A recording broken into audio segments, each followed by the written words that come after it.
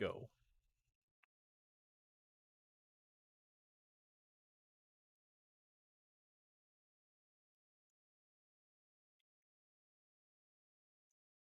Oh, hold on. I didn't want to do that anyway. One more time from the top. Holy smokes, people, it's freaking session 14 of Yuma Station. Our rootin', tootin'. This episode just might have some shootin' actual play using Mongoose Traveler 2.0. As always, you can find this and other mind-bendingly great shows on the Happy Jacks RPG Network, serendipitously located at happyjacks.org. Allow me to present this incredible crew of players who have raised the bar, my expectations, and all sorts of hell. So let's do a quick once around for your name, who your character is, and what you left behind in the ship that you wish you had now. Let's start with Clara. Incredibly rude. Hi, I'm Clara. I'm playing Blue Lynn Wallace. Our ship's I started as a pilot. I mostly do psychic shit now. And I think I left my chain drive axe on the ship, which is fine because I don't know if I know how to use it. Well, we won't find out this time. Psychic, but only in emergencies. How dare. Dare you. Mr. Mills. Hi, that's me. Yeah, I'm Jason. I play Alex Murillo, general conspiracy theorist and vac-suit specialist. There we go. And what's the one thing you left on the ship that you wish you had? Oh, right. Sorry. Probably his lucky gasket. It just doesn't actually do anything anymore, but he puts it on before he puts the vac-suit on, and it should be in around his neck right now, and it's not. Yeesh. Uh-oh. Bad time to not be lucky, maybe. We'll find out. Let's go with Dave. Yeah. I am CADave, as many people have known me. I am playing Benjamin Lister, the apparently incredibly popular conspiracy theory podcast, holocaster, whatever you want to call that in the future. And I definitely left behind the ship.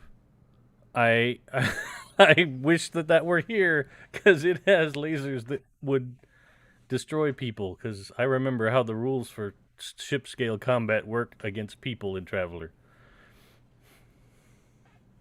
You do have an incredibly popular vidcast. What's your social? Oh, at what? What's your social? Like in real life? No, in the game. Like and your social in real life is like 60. But what about you know? You know what? I don't think we ever titled it, did we? Well, but it's got a number, right? The skill. Which your social skill and your characteristic. Hi, we're playing Traveler tonight. Listen, I immediately went, like, somebody asked, hey, what's your socials? Then immediately I'm like, oh yeah, okay, here's like the handles that you'll find me on popular services. Oh no. And in my head I was like, I don't think I ever came up with let me think. My social is 12. Right. So yes, so you have an incredibly popular, that's where I was trying to get to. Yeah. An incredibly popular vidcast because it's so mysterious and so conspiracy filled, but yet sometimes right. Yeah. That's the secret. A nugget of truth keeps them guessing. Let's go with Samantha. Hello, I'm Sam. I play Sal, the ship's resident owner and wielder of very sharp objects. And the thing that I left on the ship that I wish I had is my other robot dog. I brought Bog with me, but Cherno is back aboard the ship. Curses. Well, maybe you'll be reunited. Yes. Oh god, I forgot we had the dog with us. Okay, well, everybody's dead now. Seems like a good time for you to tell us all about Miles Manning. Hi all, Jay Holtham here playing Miles Manning. Unsure of my role at this point. I feel like it's gonna get real messy real soon, and that'll be fun. And what did I leave on the ship that I wish I'd brought with me. I really want to say I wish I'd left myself on the ship. That would have been good. A lot. Yeah, that would have been good.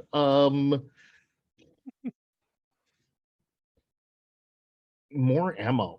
I don't think I brought that much ammo with me, so I feel like that's gonna come to bite me in the butt.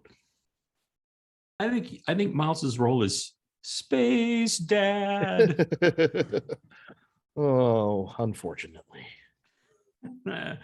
Well, it has only been 2 weeks, but a lot happened. So, Sam, if you'd be so good as to refresh our memories as to what occurred on our last show. I certainly would. Let's consult the Book of Memories. Session 13. A sleek ship, somewhat similar to the Ursula's manta ray shape, flies in, admired by all on Yuma Station. Miles hears a chime on his door at the hotel. He answers it to see an early 50s gentleman, neatly manicured with white hair in an angular-like suit standing there. This is not room service. It is Ambassador Talek. The ambassador has heard a lot about Miles. He knows all about us using the ambassadorial privileges, and he asks Miles to help him determine how to proceed. Report us, reclaim our ship. Miles doesn't really care for these options and tries to sweet talk him. The ambassador does want something from us, and Miles agrees to it without hearing what it is. The ambassador leaves, and Miles charges the room to the ambassador's account and books it back to the Ursula fidelity room. This will be fine, totally fine. Sal and Alex arm up, and Blue takes a double dose of psi drugs. The limo takes us to the Mantis. A creepy butler receives us and shows us to a super fancy conference room, very stately with an extensive food spread and a luxurious liquor selection. The task at hand is travel to Jostrom Strand and look for the ambassador's missing oldest friend, a man called Elliot Arnold, who knows if someone is lying. It's unclear why or how Elliot got there. In return, we get 120,000 credits and the use of the ambassadorial berth and privileges. We agree to leave for Jostrom Strand in 12 hours. Miles has a conversation with Xanthus back on the ship and asks him to wear a hat. Xanthus tells Miles he's worried that Miles isn't really into their friendship, but Miles brushes that off and tells him about the ambassador and keeping things on the DL. Xanthus is happy to hear that Miles is happy and comfortable to have him on board. I don't think that's exactly what he said. Ben talks to Ursula about security. She found the info that Ambassador Yelig used to own our ship. She is very worried, but prepared for discretion. Blue tells Monty not to long hop without her and just act like a frog. 12 hours later, the ambassador arrives looking like an expensive Han Solo with sidearms. He's been on the ship before in Yelig's time. He asks Sal if Miles is always this courteous and says yes to her offer of coffee. Miles and Talek have a conversation about who occupies the ambassador's room. Then Sal shows up with coffee. He graciously accepts and gives her a very special whiskey from the slums of Velis. She thanks him and forces him a little over weapons comparisons. She offers to tutor him in sparring and weapons. The ship gets underway and Miles invites Talek up to the bridge. He is mildly befuddled by the frog terrarium and comments disparagingly about Yuma Station. We make the jump, but Blue notices it doesn't look like we're in jump space. She asks Xanthus, what the fuck? We are where we were supposed to be and at the refueling stop.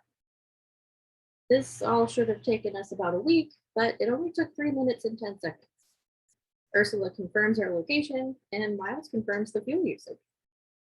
Alex is pretty freaked out and goes to talk to Ben, who just woke up. He is disturbed. Alex doesn't know what to even start to test. Miles is mid-apology when Blue asks Talek about Dr. Owens. He knows, but can't say much for clearance reasons. He seems intrigued by the idea that Dr. Owens made upgrades to the ship. He also thinks Miles would make a great politician. Xanthus suggests that maybe the jump weirdness is related to fixing the radiation leak.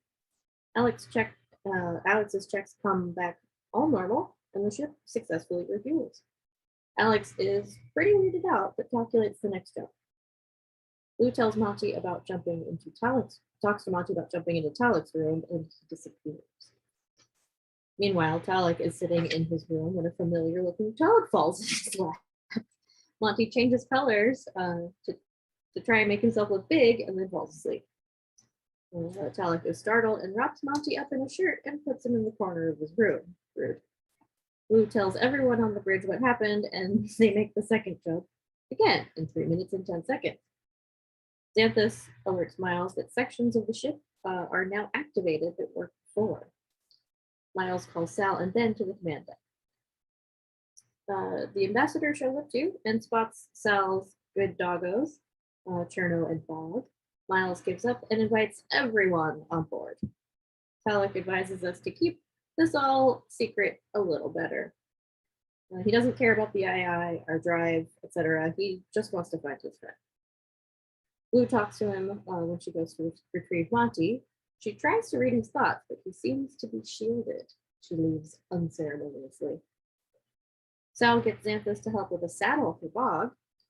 Chernobog is asked to guard the ship and startles the shit out of the ambassador. Alex dons his fancy new power armor. Talik's contact says Elliot is with 3 or 4 people and is befuddled by the mechs when they get down to the surface. The contact leads us to a warehouse. Sal asks what the other people look like, and they sound an awful lot like our rogue psychics. Blue links to Enola, and she is in there. She lets Enola probe her mind, and Enola agrees to let everyone in and guarantee our safety. Inside the room are 4 people: Enola, an older gentleman, a young person, and Elliot. Elliot is surprised to see Talik. He has a common cause with the psychics, he says, and he didn't want it to reflect poorly on the ambassador, who tries to convince him to come back and make changes from within. Elliot is resolute, though. They embrace, and then suddenly the ambassador steps back and shoots him.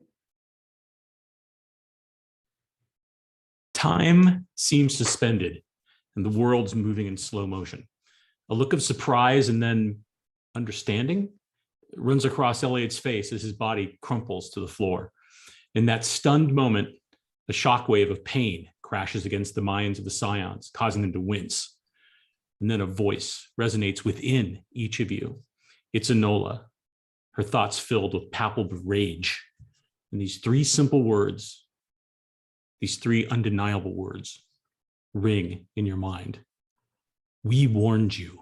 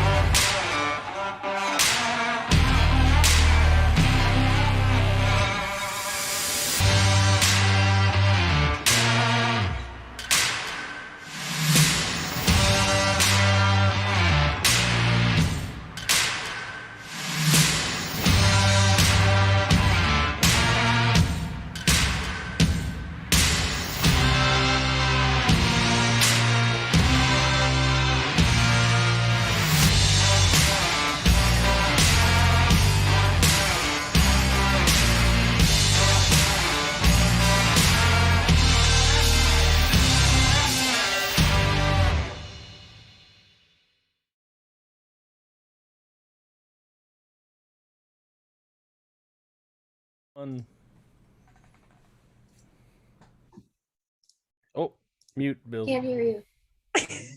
That one wasn't Now- me. That's me. Now I have 3 words for all of you. And those words are roll for initiative. How do So we do you'll that roll, again? you'll roll 2d6. You will add either your intelligence or dexterity modifier, your choice, because it's helpful to be fast of hands or mind. And then give me the total. You're good die today. I'm excited to get a 9 because I've rolled way worse. So All right, That's- so you get 9 total there, Alex? Yep. Yep. Okay. Anybody else? 11. 11 for Miles. Nice. Anybody? 10. All right. And 8 for Sal. And a 10 for Blue. Benjamin, 5. Nice. Ooh. With my +2 intelligence.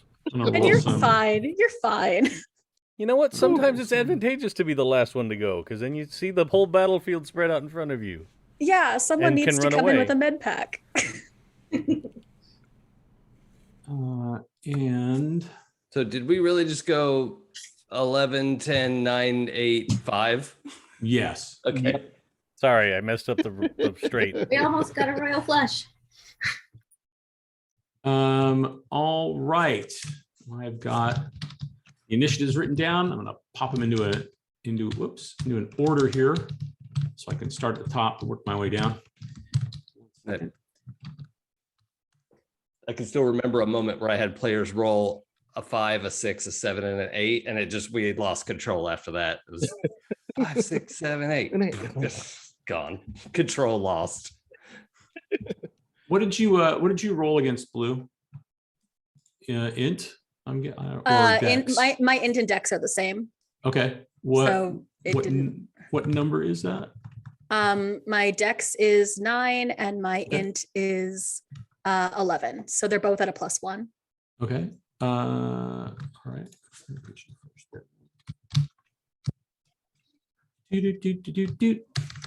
All righty.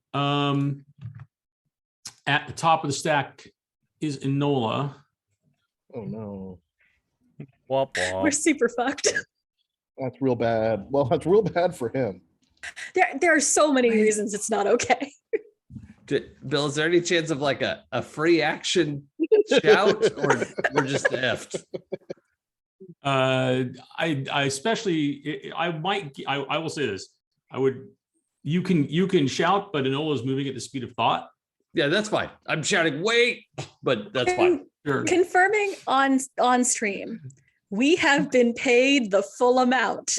Yes, Yes, he paid you up front. we Gucci. All right, he can die. He's Nice to know where the line is.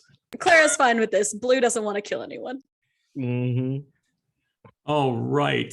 Enola is this is super fun for the kids at home, since I don't have stuff printed out in front of me, so I've got to be tabbing back and forth like a madman. Okay. NPCs, Enola. Enola is going to you see her concentrate for just a second. If I can find that page now. Rolls snake eyes. Too bad. Sorry. Whoops. Too bad. So sad. explodes. Critical fail. Um, Tried to hit us with your mind and you missed. Sorry. Oops, all aneurysms. It occurs to Okay. me, like, as a nice person, a mental block for all of us would have been like a thing we could have set up if the jump hadn't taken 3 minutes and 10 seconds. Is it? Is that Oh, an well. option? I don't know, but the I ambassador literally had had Alex stitch tinfoil in my hat.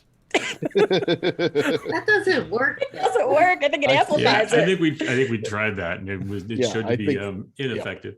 Yeah. Oh yeah, Um, totally. But it's whatever I could do from my end. In my head, it amplifies it. It just makes it easier to get in. It's like sitting in a satellite dish. And where is it? All right, sorry, I'm juggling a bunch of pages.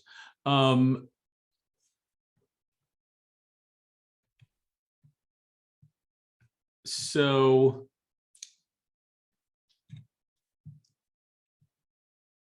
this is going to be challenging, but we'll see what happens.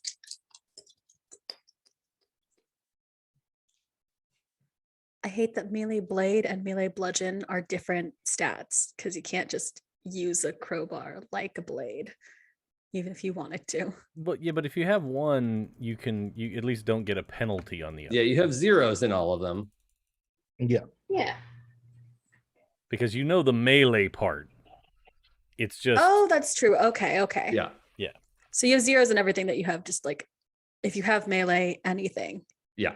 That's fine. We're fine. And I shouldn't be allowed.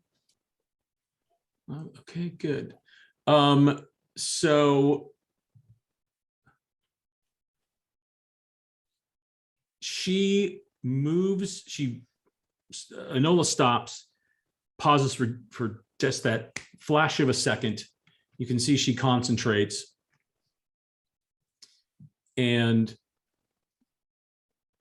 there is a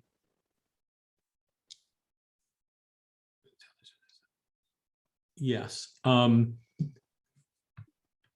Alex, you have a thought put into your head, a suggestion. That suggestion. No, I remember we proved I was immune to that. Yeah, exactly. And that suggestion is the ambassador needs to pay.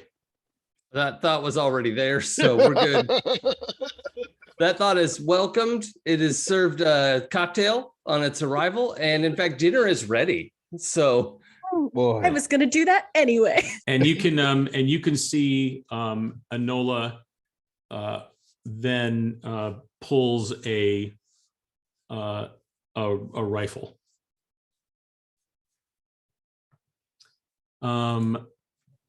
Next up, and I will post the initiative order in our chat. Good call. There we go, because I don't have to keep looking for it. Next is Miles. Do I have that thought in my head? Does no thought happen in my head? No, that happens in Alex's head. Awesome. I would like to take my pistol and use it as a melee weapon. Mm-hmm. And try to knock the old ambassador out. All right. So drawing it is a minor action. The attack is a major action, which is totally fine in terms of how all those action orders occur. Because you get one significant and one minor action every round, or 3 minor actions. So you can also always perform, as a reminder, any number of reactions, any number of free actions. Like yelling and whatnot. But yes, so you go ahead and draw your weapon, which is a minor, and then Now, a significant would be the melee attack. Right. And just to to confirm what I just heard, if I have any melee still, I have 0 in all of them? Yes. Awesome. I did not have that on my sheet.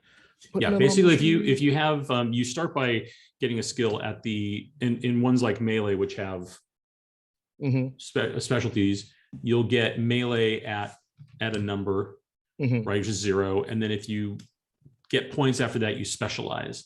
So you can use anything that any kind of thing for melee, but then there's things that you may have specific training. Excellent. That is just what I needed. Go ahead and roll 2d6 plus your melee plus strength, since you're trying to bludgeon him. So that's a 3 on the dice. I have a 0 in bludgeon, so that's a push. And then you said strength. Yep. And that is also a 0. So that is a whopping 3. A whopping 3. So those dice are dead. Yeah, that's probably good, right? That seems like a pretty good roll. Excellent. So yeah, Miles steps up, takes a swing. The ambassador has almost a look like, really? And just slightly moves out of the way as a woof. Oh, he's so disapproving. I hate and love him at the same time.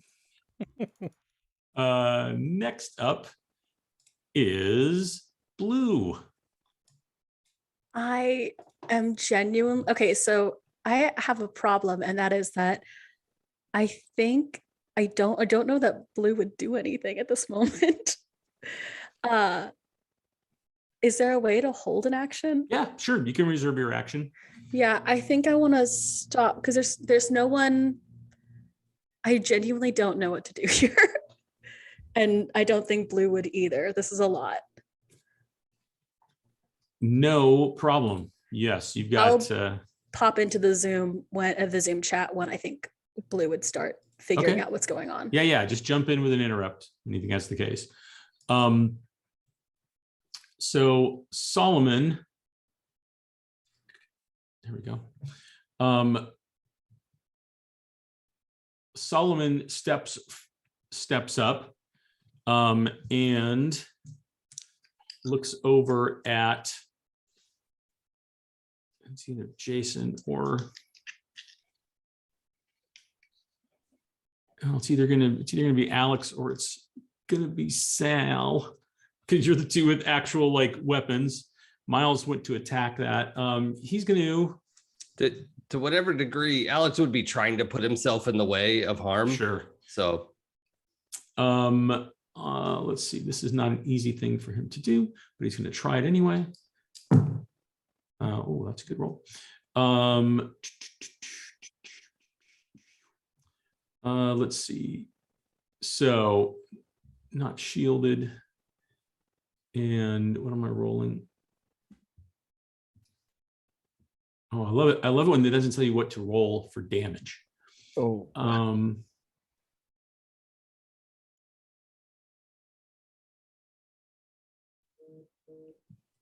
Let's see. Actually, the first thing I'm sorry, I'm gonna pull that back a little bit. He surveys the room. He looks at Alex. He looks at Sal, and then his gaze fixes on the ambassador, and you can see him concentrate. And then there's this flash of like shock on his face.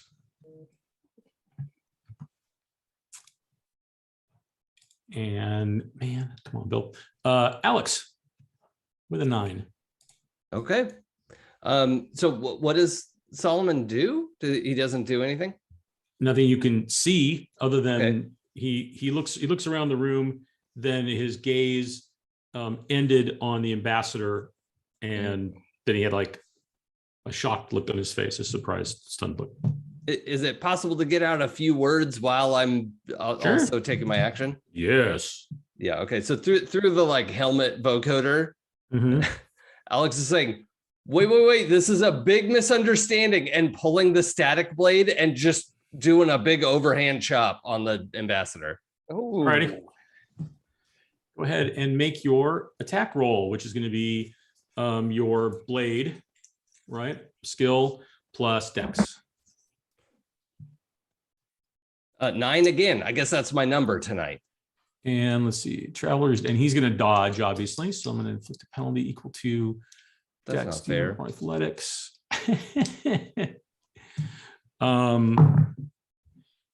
And he's going to apply a neg 3 to your roll. So that would take you down to a 6. Yeah. All right. So you swing and you're like, you got him, right? And he moves at the last second out of the way, like very quickly. Okay. Surprisingly quickly. You were pretty convinced you were gonna hit this guy. Sal. Yes, hello. I have a quick question before I take my action. What's Bog's initiative? Does he go with me? Yeah, he'll go with you. Okay, great.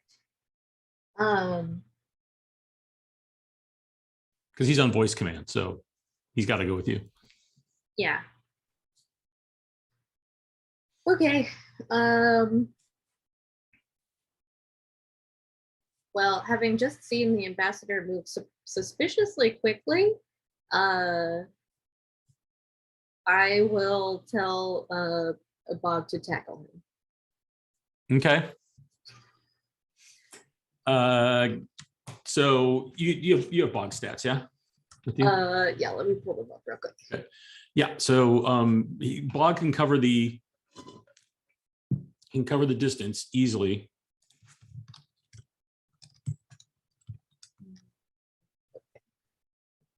So high strength, high speed, high move.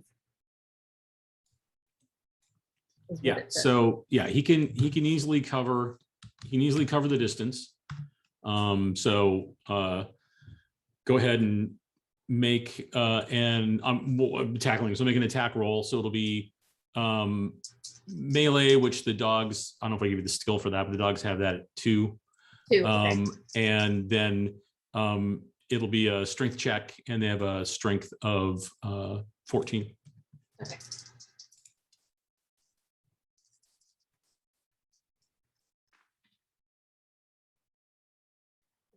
So that is 9 on move. Yeah, well, he gets there, so your 9 will be against your will be your +2. So you roll a 9. You rolled a 9, yeah? Sorry. Yeah. Okay, yeah, then +2 for the skill, for its melee skill. So it's 11, and then a 14 gives you +3, +2. He says, not remembering that table exactly. And I go back up and look, because that's always one of the ones I never remember. +2, so +4, so yeah, 13. Yes, so you easily hit. He'll try to get out of the way. I don't think this is going to be. No, he tries to dodge, but does not succeed.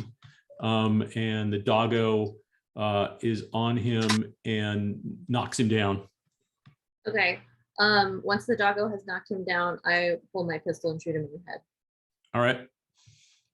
Go for it. Go ahead and roll 2d6 plus your guns plus your dex, and I'm going to give you another +1 because he's pinned, and he won't get it. He won't get any dodge attempts because he can't move.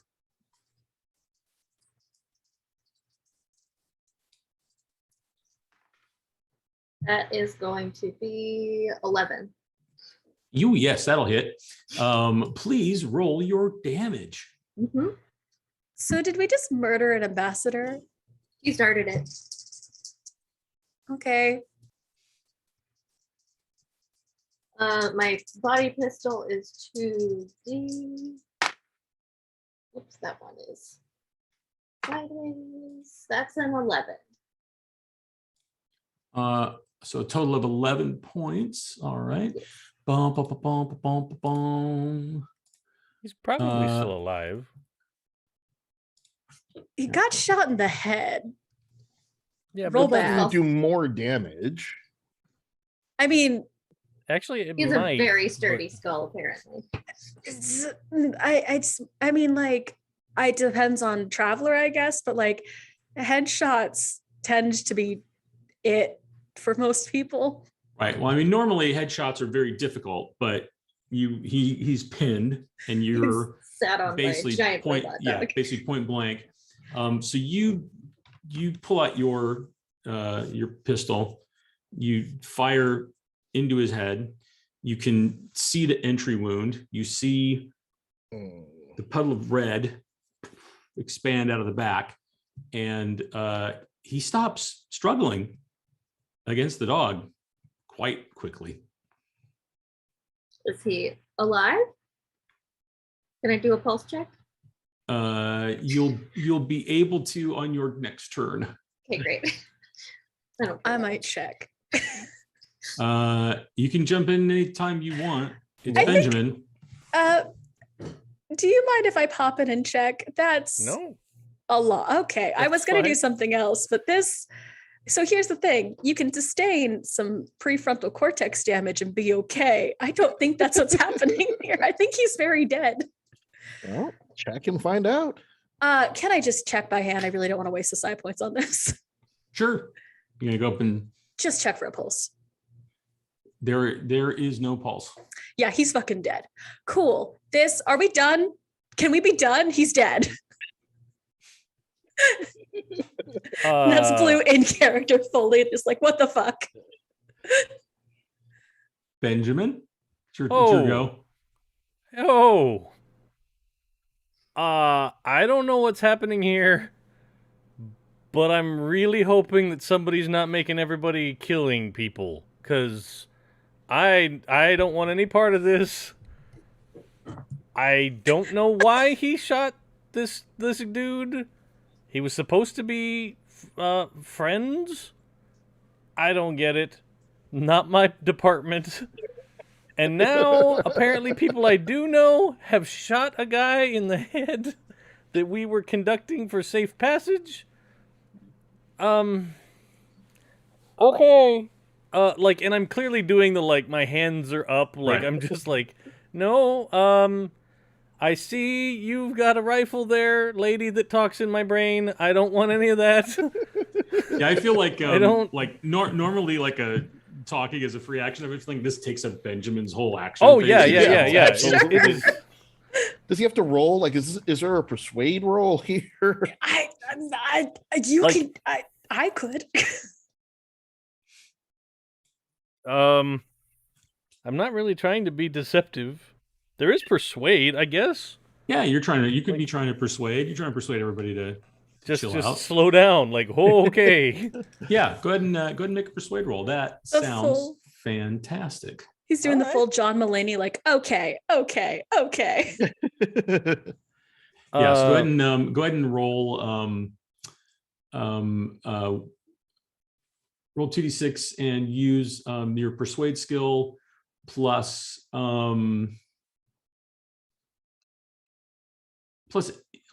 int. I think you're trying to appeal to their better nature. Okay. Or actually, I think you're trying to appeal to their better nature. It's probably your soch. Well, that's the same for me, so that's fine. Okay, well, there 11. you are then. Okay. So 11 total. Ooh. Okay. Just, yeah, it's totally like, hey, okay, slow down. Everybody take a breath. Got it. No more shooting. Nobody needs any shooting, stabbing, brain exploding. None of this. Let's keep it all chill. Everything's okay. Yeah. We We specifically came here to try and help y'all. Everybody be cool. You like So Fonzie. you put forth your, hey everybody, let's all relax. Why is everybody gotta Take be so some deep, tense? calming breaths. And you see Indigo run behind some crates in the warehouse. She looks somewhat concerned about all the fireworks that are occurring. A valid ducks behind some feeling. crates. So let's go back to Just Mhm. to get this in my head, mental picture wise, we're all kind of standing on one side, and they were all kind of standing opposite us, right? yes, yeah. You So guys now came Indigo in, has kind of run off to the side behind a She's- crate. right. She's just ducked further away from y'all. Okay. And like dived behind, like scrambled behind some crates. Yeah. Because she's little. She's like 12, 13 years old. Right? So, Yeah.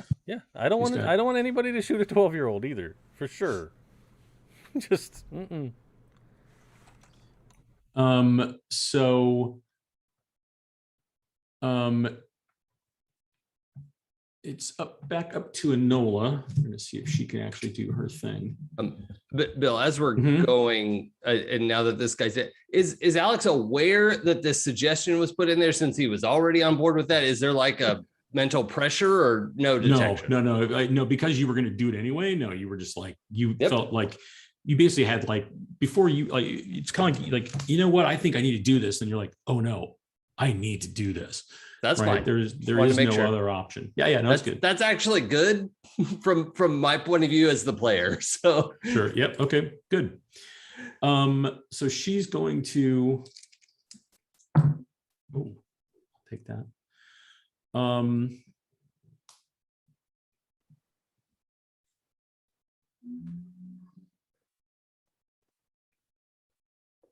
well, that worked out great. There is. Enola moves forward, looks over at you, Blue, and you get this like moment of like she makes a connection to talk to you basically, and says like, I'm really sorry it had to go this way. And you are being assaulted by her. I have a shield up. Well, Yes, okay, so we always you- naturally have shields up. Yep, you have a shielded mine. I hate this. So it's automatically enforced, requires no psi expenditure, right? Mhm. So it's basically her having to go against your opposing number, which is your psi 9. Yeah, I was gonna say, I think she's got a way higher size score than I do. She does. Yeah, like for a fact she does. Another McMuffin. I also know how expensive and hard it is to use suggestion, because that's what I wanted to do earlier. Yeah. Like I would have to roll Stayed on boxcars. Dagobah and completed her training. So Yeah, well, war crimes. It's fine. So when a shielded mine is assaulted, which is yours, the 2 telepaths make opposed telepathy checks. So go ahead and make a telepathy check. I made hers. So just roll straight up. It's 2d6 and Yep, then 2d6 plus telepathy plus your psi. psi. Okay, well, I'm not shit at telepathy. I am not great at rolling. That'll be 12. Yeah, she's got over that. Yeah, I figured. Oh, no. If she was able to use suggestion and just go for it, she's got a way higher size score than anyone. So That's cool. I'm a body now. well, you're not gonna die, but Not with that attitude. This is about how I assume Blue in physical combat would work, which so is useless. So basically she's like, I'm sorry this had to go this way. Assaults you try to put up a defense, and then you have that momentary recognition, like, oh yeah, I was never able to do this against Enola, even when you used to train together. And she knocks you unconscious and you take 9 damage. Okay, wait, I might be dead. So Blue just like timbers, like Fully. Well, I was like sitting You- over you- the other body. Yeah, you tell me how Where is my freaking health? How do I know where my so physical? it's your endurance plus your dex plus your strength is your total, and you always apply against endurance first. Is it different for psychic attacks? No, because you take It's still your brain. render unconscious, and the traveler suffers effect times 3 damage. Oh, okay. So that was times 3. I'm So was she? up. I'm She up. got a 3, right? Yeah. And then so 3 times 3 is 9. God, I can assault do- is I can such do an math. expensive one too. And then but she knocks you unconscious in the process. Yeah. Well, okay. So I'm not dead. I'm at 14 HP. I'm fine. Yeah, I'm not you're- fine. I'm not okay. Well, Yeah, I mean, you've taken some physical damage, but you're effectively knocked out of the fight. That's the biggest thing. Just yeah, if Blue's sitting over the body, she's dead. Oh, she's down. You can't, it probably doesn't look great. No, I'd imagine it doesn't look great. Blue is examining, like, oh, he's dead, he's toast. Can we do it? And then just like, yeah. And Alright. Miles. I'm gonna try to talk about it. I mean, even though I don't have any persuade, I've got literally nothing talky here other than my soch. So, well, I got leadership. There you go. So I'm gonna Leadership's a thing. try. Everyone, put your weapons down. The one threat is over. That's what I'm going to try to convey to the masses here. Great. So you're basically shouting an order, Yep. whether they choose to listen to you or not, but it's, directed at everybody. So go ahead and roll your leadership plus your soch, 2d6 plus leadership plus soch modifiers. We'll see how you're. That one rolled out of there. So let me get another one. Oh, damn it. That's a 5 on the dice. Those are also dead to me. I have a 1 in leadership, and my socius +2, so that's an 8. Okay, so that is for your side, basically. I mean, they can choose to follow it or not, but Miles has basically said, like, everybody put your weapons down. This is over. This is done. The threat is gone. What do you do with your weapon, Miles? I lower my weapon. I don't drop it, but I lower it. Mm-hmm. Or I guess Okay. I holster it. Okay. Yeah, you can pop it back in. Blue is unconscious. Blue's looking for some dreams to creep in. I was gonna say, if I happen to creep in dreams anyway, Term is dream creep. is there any way that people who are awake I might be able to hop into their brain? Just for the ride. No, Okay. not yet. I like that idea though. I'll give you a It's not fine. yet, not a no. I've been How playing about a lot of Psychonauts. We're fine. I like where your head's at. that? So you see Solomon stop. He takes a little step back and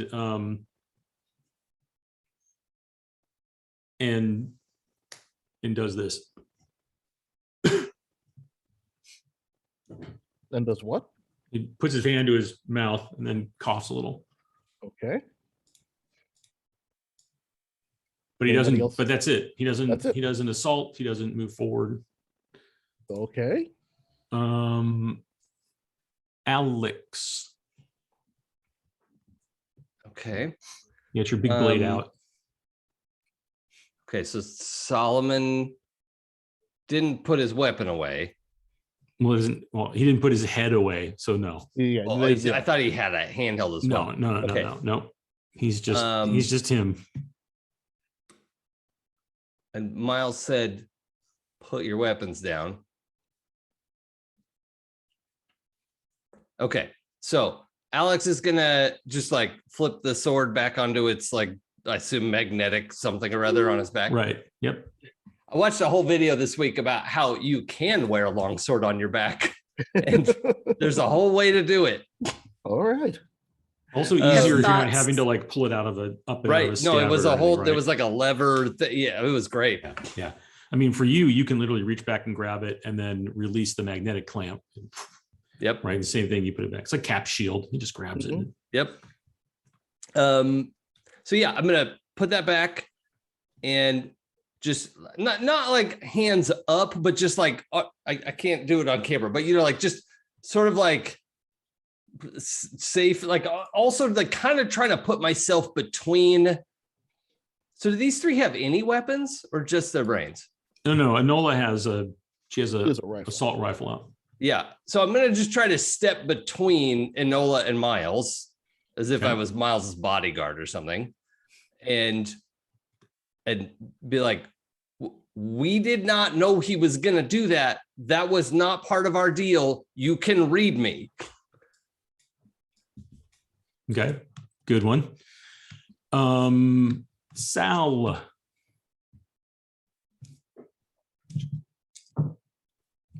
I was basically gonna do the same thing Alex just did. We're a good pair. Yeah. What's Enola's facial expression that's happening right now? She's well, I'll put her that she's still where she was. So she's this mix of like disappointed and resolute on her face. Okay. Was she looking at Blue when Blue passed out? Yes. Okay. So Sal is gonna step between Not like it makes any difference for brain attacks. Hey, you're yeah. Between You do what you Blue do. and Enola's like line of sight. And she's got her pistol. It's pointed down now at the ground, like she's not about to use it.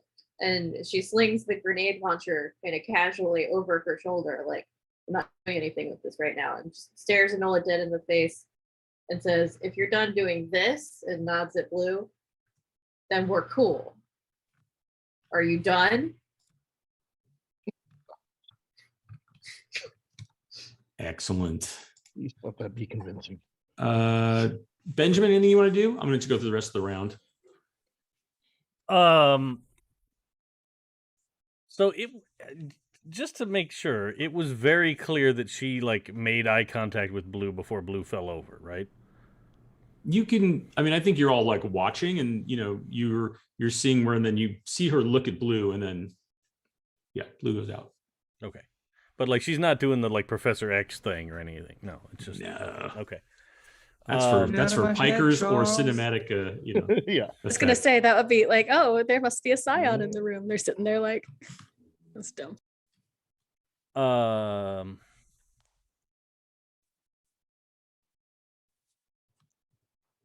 You know what? I think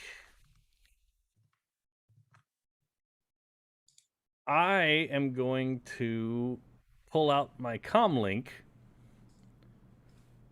Mm-hmm. and I'm going to call the ship. Alrighty.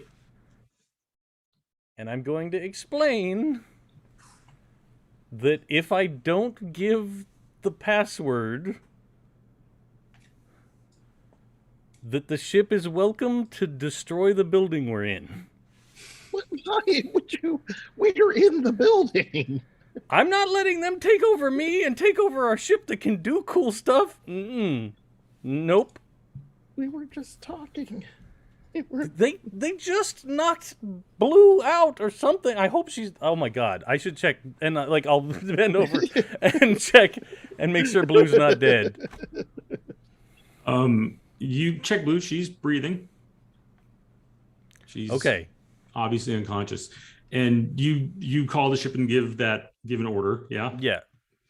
When you make contact with the ship and you say that, you get a response immediately, and in fact, everyone hears this on their comm systems, and it even comes out of Bog's mouth, right? Because he's an emitter as well, as I think we established. Like the Metatron. Yeah. And it's Chernobog online. Ships incoming. UGNS designation. 2 minutes to engagement. Aha. God damn it. Oh, god damn it. Okay. We gotta wrap this up, y'all. so as soon as Enola hears that, you see her, she lowers her weapon. Mhm. I'll pull us out of initiative. If anyone wants to do anything that's fighty or Mm-mm. conflicty, please tell me. Nope. And she says, damn it. And then she doesn't do this thing, but she like pauses for a second. She's like, they're too far out for any of my people to have eyes on, but we can't get caught here. Yeah, no, none of us can get caught here. That would be real bad. He wants to explain, so let me sum up. We're on your side. Didn't know he was going to kill that dude. We should get out of here. Can you wake up Blue? She's like, someone's gonna have to carry her. I'm not gonna be Okay. able to wake her up. Just put her on the dog. Bog can Yep. carry her. We will put her on the dog and let's run for our shuttle, And- for our ship's boat. And you hear a Are we worried about the ambassador's body being found here? We Yeah, should take the ambassador's Take the ambassador's body. I think All right, Bog could carry Alex 2 will- people. Hike him up over the shoulder. you Worried about the blood on your hear suit.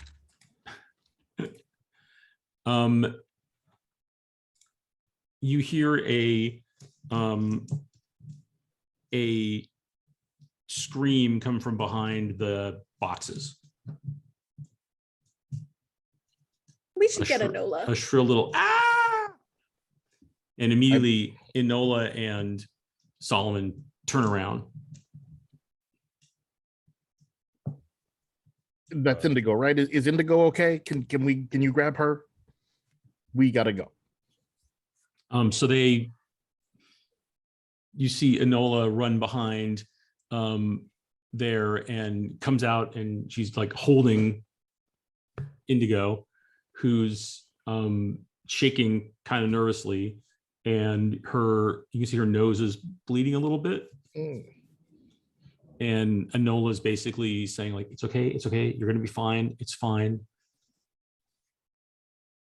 You'll be all right, you'll get through it, you'll get past it. What's wrong with her? Get past what now? Can we have that discussion on the ship's boat while we get out of here? Good call. Let's go. As you're saying that, everybody's kind of like looking at Indigo. Alex, make a strength check. Yep. Do you mean a psionics check? No, physical strength check. That's fine. 11. Good.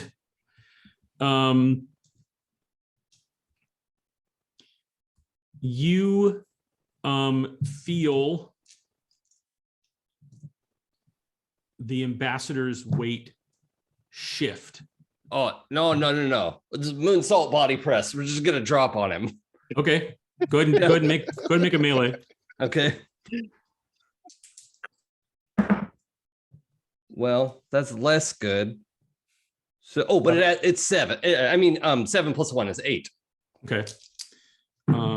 I think 8 is like the minimum to do a thing, right? Yeah, it is. I'm looking at his. Where's my other page? I think the ambassador's fine, which is a problem. Why do I have 2 of those up? We will. That's why you gotta mush it up. We will deal with that. That's so weird. Like I have 2 of the exact same combat cheat sheet up, which does not help me when I'm looking for the information on the other one.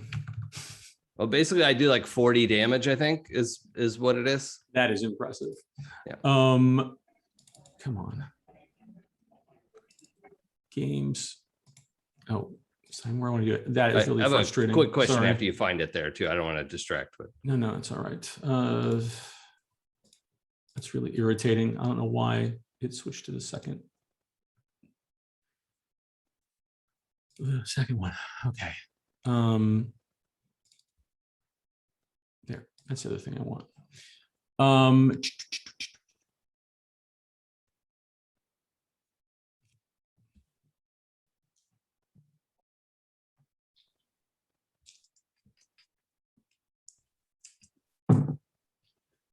Yep, you suplex him onto the ground.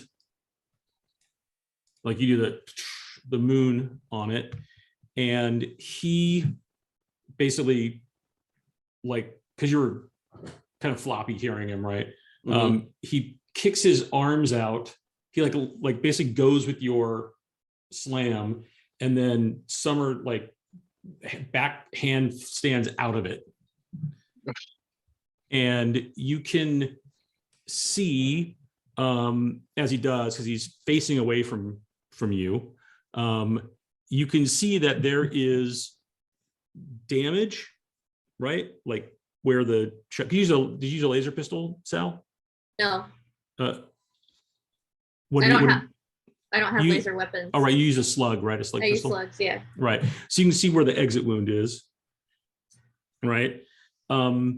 And I think because you were just holding him, Alex, you can also see that underneath it, you can see plating.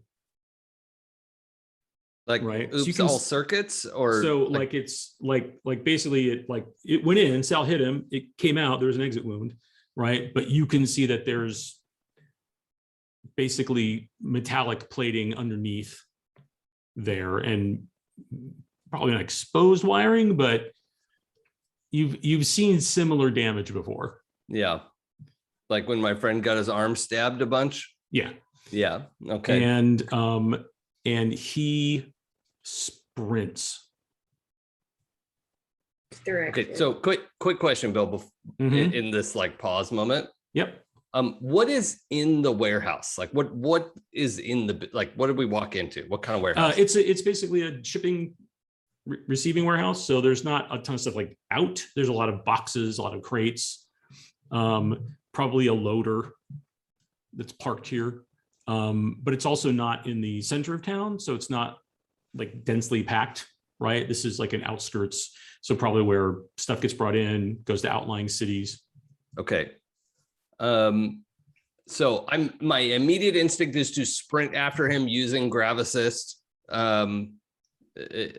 And then on comms, so I don't have to shout, just like to our group. We should burn this place down. Sal, how many grenades do you have? But I'm like sprinting after this guy. Okay. How close are you to him? Also, which direction is he going, and what He's is going around him? He's going out the door because y'all like basically Sal and Alex were they were the last ones in, so they would have been by the door, but then you both took actions that moved you up, right? And as they returned, and it's like in the hustle to like, let's get out of here. Alex gets him up, starts taking a couple steps out. He tries to make free. Alex is like, oh no, you don't, and then he somersaults or handstand spins out of it. I don't know how you describe that, but it's I've been watching a lot of Leverage lately. So like Parker does it all the time, where she'll come through a thing and like puts her hands down and she like walks out of it. So I think at this point you're were you picking up Blue, Sal? Was that right? We're going to put her. Are you on putting her on the Bog, dog? yes. Right. Oh, right, Blue's right. on Chernobog. Right. So Or you were Bog. like getting her situated on Bog. Enola's busy with Indigo. And you hear Solomon say, I can't affect him. Okay. Sorry, Blue.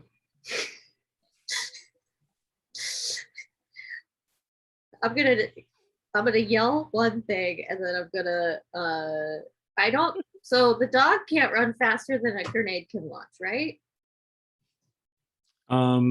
Probably not.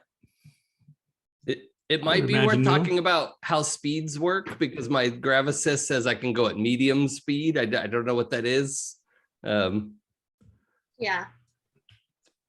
I don't know if it's faster than I can run, but it's, Yeah, the Grav Assist allows you to especially traverse bad terrain. Yeah. And things like that. I mean, you're basically like trying to use it to juice your move. Yeah. Which it kind of does, right? Yeah.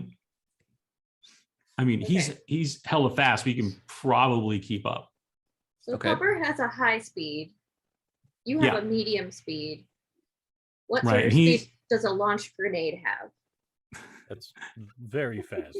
That's a high speed. Like it's going to be, very. But yeah, very, very fast. It'll be faster than the dog, because the dog's got to like perfect launch and move and so I think that's why I said sorry, Blue. She's gonna yell Bog, fetch, try and as gently as possible drop Blue to the ground, because I'm like mid putting you on the dog, and then grenade launcher. I want to shoot the ambassador. Because the grenade will either hit him and slow him down or kill him, and then the dog can finish the job. Excellent. This is the plan. So you pull and you fire. The dog like is starting to go as you pull the trigger. So go ahead and make your appropriate weapons roll plus dex. This is a gun. Yes. Yeah. Yep. All right, dex. Let's grenade launch. Okay. This one plus 2 is 10. And he's That's only the giving grenade you launch. he's only giving you a -2 for his dodge, so you still get an 8. So you'll hit him. Go ahead and roll your damage. Okay, what's the damage on the grenade launcher? I don't Oh, have that that's written a good question. That probably would have been smart for me to have given you that before the combat. Then All right, I have the rest of my guns written down, but not that one because I got it recently. there we go. Grenade launcher. Do. Trying to find it real quick. That's not it. Is it not under heavy weapons? It might be. Yeah, my Grenade. I've got grenade weapons. All right. So Okay. you're firing. Kind of grenade are you using? I'm assuming it's baton is non-lethal. she would have not. You've got frag grenades, which are right blast shrapnel designed to kill or cripple anyone close by. Incendiary, which is going to do some damage and try to set them on fire. A neurotoxin, but that's pretty nasty, and you probably don't want to use those. Probably. Just to make sure, Sal, did you fire this like over my shoulder at Talik? Yes. That's fine. I was hoping you were doing that. Yeah, I'm gonna guess you're probably using just a straight frag grenade. Yeah, frag is pretty all-purpose for most combat situations, so let's go. Yeah. And there's a good chance my plating can take it. So yeah, go ahead and roll 5D. Well, now can I amend my statement? Well, he's like faster than you, right? So he's in front of you. Yeah, that's But true. it has a blast radius of 9 though, so you're gonna definitely catch. Sorry. Consider ducking. Ducking is a viable option when it No, I'm comes to charging being- ahead. No, yep, yes, you are. Yeah, that one did a weird. We have a med bay on the ship. We can put everyone back together, I'm sure. I don't think that's true. 21. I'm being positive. 21. Okay. Manifest the RPG that you So 21, and you so minus all your AR there, Jason. Those. Right. So 2 gets through, right? Yep. Okay, that's not terrible. Nope, not at all. Because he's got badass armor.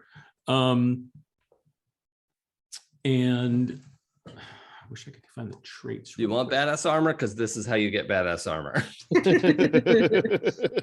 Yes, it is. There were ants in the school kitchen today, and there was no one around. Oh, And I was like, "Do you want?" no. This is how. I was so upset. You make a. You'll love this. So there's the concussive blast, right? It hits, boom. You feel yourself getting rocked backwards from the blast, but because you have grab assist on, I'm going to have you make a vac suit plus dex check. Your time. Stay on your feet. My time has come. Vac suit Oh plus my strength? gosh. Yep, vac suit. You'll All roll been 2d6. building to this. You need an 8 or higher to keep your feet. And you're going to use dex and vac suit as your skills you're checking and your stat. It's 13. How's that do? That is awesome. So you don't even break stride. Basically, the concussive blast happens like it's the first time you've taken an actual hit in the armor. Yeah. So there's possibly that moment of like, oh God, oh God, oh God, oh God, oh God. And then you're fine. And you can feel the grav assist like helping keep your feet, and you just Nothing but the rain. that's right.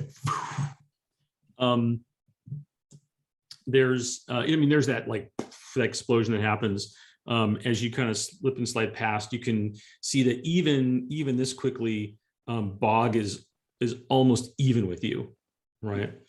And you kind of momentarily, you're not blinded because you have your vac suit on, but you also, because of the flash, right? And then you don't see the ambassador for a second because that flash happens, but you were like, hey, that worked.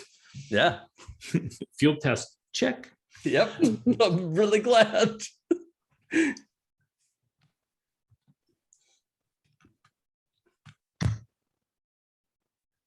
Chernobog, awaiting instructions. That comes through. And I'm gonna go ahead and check something for the ambassador. I think when that comes through, Benjamin's like, oh, like he saw all this craziness start to happen, and he immediately was like, I'm already holding my comm. I'm gonna switch it over to camera because I didn't bring my drones, and just film this action scene. But then it snaps me back into it, and I'm like, holy shit, that was awesome. Oh my god. I think also on our like local comms, there is a like after the noise of the blast and everything, there is a rising cackle from it's just kind of a like we was not totally sure that was gonna work. And Oh boy. Yeah, that you get is back evidence. you good, Alex? Yeah. Excellent. Yep. Okay, So good. Enola's got Indigo, and she basically looks over her shoulder and says, come on, we've got to get to the Storm Haven. No. And I'm like- starts and she starts running. I'm gonna get in her way and be like, come with us. Trust me. It's like, I asking you to trust me. can't leave my ship. Trust me. It's not a matter whether I trust you.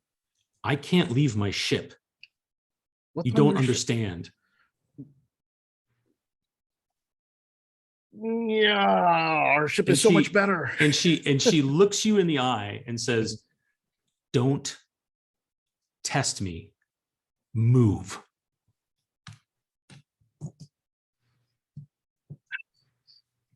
And you see that little flick, the Yep, audience yep. sees that little flicker of like, Yep. And Blue is out. Fine, I'll let her go. Can someone please grab my body before we go anywhere? Yeah, that seems like a good idea. Okay. You know what? No, before she goes, I'm gonna take out my hand terminal or whatever, Mhm.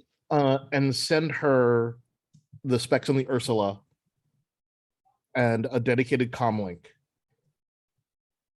and say, call us as soon as you can. We are on your side. and she doesn't respond. She's like, I mean, you do it, you say it. She just gives you this look that almost seems to say like, oh, this is not the moment to be exchanging business cards. What the fuck? And and she's racing out, and Solomon's moving behind her. She's carrying Indigo. Yep. And I'll let him go, and I'll go grab. Alex, you're in front. You kind of come through the haze, and you can see that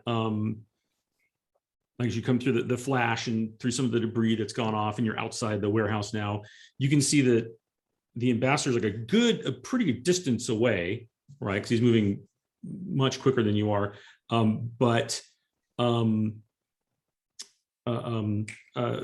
Bog is basically on him and has his arm. Oh, good.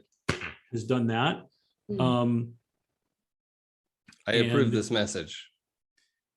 And then you see him basically like shift, and his arm just disconnects at the shoulder. Is he within range 150? Yes, you could shoot at him if you want. Okay. Yeah, I'm gonna like fully come up like 6 inches off the ground so I can keep moving forward as I flip my rifle up and just like ghost drift forward. Right. like creepiest way imaginable and sight a shot. All right. Go for it.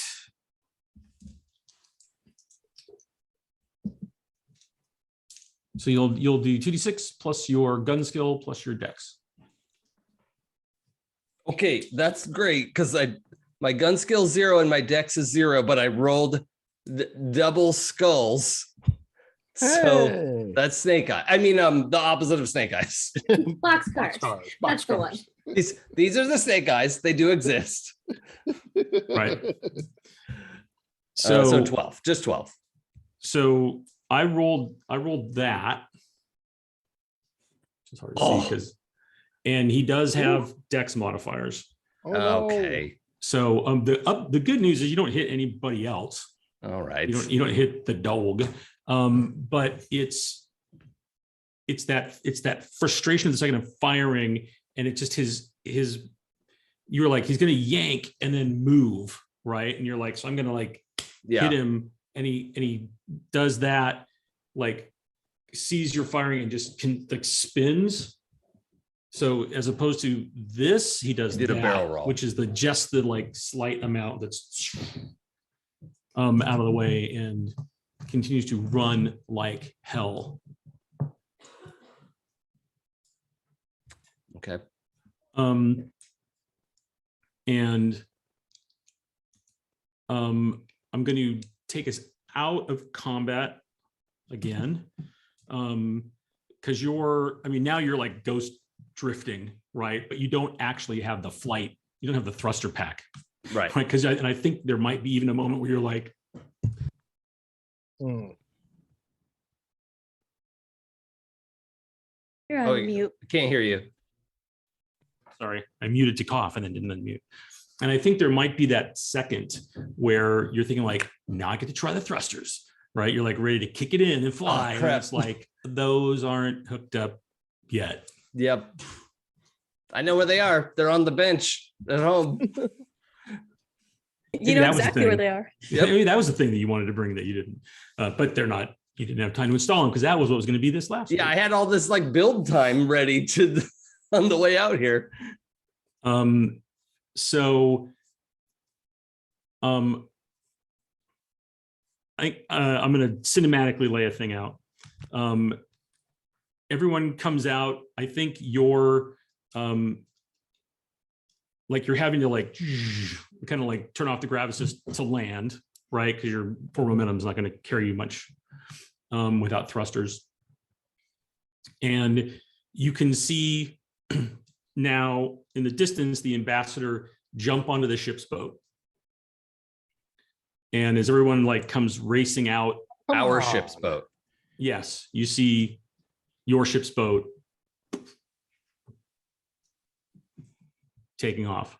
Cherno, when the ambassador arrives in the ship boat, restrain the ambassador by any means necessary. Lethal force authorized. Be advised, he is extremely tough. Did we all see the plating and wiring? And did we all see the arm come off? Well, what you will see is that, and as you come out, you see the ship coming off. I think like the cinematic scene is everybody's racing out. Sal's got Blue over her shoulder in a fireman's carry. Mhm. Miles, you're racing out, trying to like getting ready to like get everybody where they need to go. Benjamin's filming. And I'm like shooting at the boat. I just like, Yeah, and it's you're not like- gonna do anything. Yeah. As soon as I see the boat taking off, though, I'm gonna be on the comm Right, but yeah, to call down and- Ursula. yeah, and so you're like, you're shooting at it, and the doggo is there with like the ambassador's arm Mhm. in his mouth, and he's like just like going to town on it. And you can see that there's like connector cabling that's out of it. And Enola, I'll do that in a second. So then you say that, you get a reply immediately, Sal, which says, Order acknowledged from Brooks, Salamander. Incoming vessels. 1 minute till engagement. Noted. Thanks, Turnabog. What are the incoming vessels again, The please? Navy. That's the The Navy. the Navy. Okay. So many levels of fucked. And Enola, she pauses for just a second and looks back over at you, Miles, and says like, "Oh, are you sure you don't want to ride?" Yes, we will take that ride. Okay. You will all hightail it to a she has a fleet courier class ship. It is designed for people transport and good jump capability. Not a big combat vessel, right? But designed to get in and out of places as unnoticed as possible. Can it dock with our ship? Yeah, almost any ships can dock with any ships, right? Good to know. That's definitely a safety feature that would have been implemented, where it's like, hey, you never know when you're gonna be out there and you find some ship that's stranded. It's between gas, gas giants or whatever, and so they always make sure that there's a way for ships to dock. But it's larger than the ship's boat. It's not like it can fit inside our ship and go with us. No. It's a full size, like 120-ton ship, right? It's not as big as yours, but it's you'll all be able to fit in it. It's not super cramped either, but it's obviously designed for use and operation by as little as one person, right? Like you're familiar enough with these types of ships. Yes. Can Chernobog drive the ship? Well, possibly. You've certainly got multiple AIs on there. Go ahead, Dave. You said you want to do. Oh yeah, I mean that's literally before they offered a Right. ride. Like I was totally like, well, our choices are stay here and just be fucked or attempt to escape. So I would try and communicate with Ursula. I don't know if Chernobog takes over the whole compute resources when he's online. I don't know. But the idea was to be like, we desperately need you to come down here. Here's pick what I'm us up. thinking. Weren't there a bunch of like asteroids and stuff when we came in? Yeah, there's definitely a belt when you came in. Okay. Have our robots drive the ship to a stealthy spot behind one of those asteroids, and then the Nola ship takes us to our ship. That works for me. So the Navy doesn't see us. Our ship could literally just jump to wherever we are and be there in 3 minutes. Also, the Navy thinks we're on their side. The Navy is not the problem here. We should avoid the Navy. I like Sal's plan. They're I'm about to also be our unable problem. to communicate with y'all. So Yes. I like Sal's plan. The ship can jump, but not down here and then. No. But I mean, like, if we go with her, we can be like, here's where we are. We just have to send a message, and it'll be there in 3 minutes. That's also a fair point, but I also don't want it, blown up by the Navy. The Navy's going to be yeah. weirded out if it suddenly disappears right in front of them too. So I think it should choose it now. Yeah, no, it should go. Like, I'm totally like evasive action. Make your way to, with all speed to hide. Yes. hide yourself as best as Hide possible. yourself. Await further instructions. Yep. Hide yourself from incoming vessels. Await further instructions. We will be docking shortly. Okay. So this is like a flurry, basically, of everybody Yeah. yelling it's at like at we're the all ship. like I probably start talking and then everybody else is like, hold on, we get and I'm like, wait, now no, change that, go back, strike this, no, do that. Okay. Yeah. It's an advanced AI. It can figure out bad And then sentence structure. maybe at the end, I think Sal synthesizes it into like a very simple, like Chernobog, stealth mode activate. Hide from the Navy behind an asteroid, dude. Chernobog online. Chimera protocols engaged. Following recommendations of Brooks, Salamander, and pre-existent order of Manning, Miles. Engaging complete stealth mode. What was the pre-existing order? I don't remember. I hate that. There's a mental flashback in Miles' head. Oh god. To telling Chernobog, we forgot the thing. If everything starts to go wrong, Right. get back to Yuma Station. You told the ship to leave us. You know what? I did do that, and it was wise at the time. It wasn't. Again, the ship can be right back here in 3 minutes. Also, does anyone remember? Did anyone notice that Chernobog has a stealth mode? A Chimera, I am very unsettled. I'm by still that passed right out, now. but y'all. Yeah, no, Shit I keeps I doing definitely clocked that, and it's just among the many things we're going to discuss. Chernobog did give us the whole list of all the various operating procedures. Yeah. It's We a just feature, didn't know what they not a did. bug. Yep. I'd like to countermand my previous order, so as to not be confusing, and say, follow Sal's order. Wait for our arrival.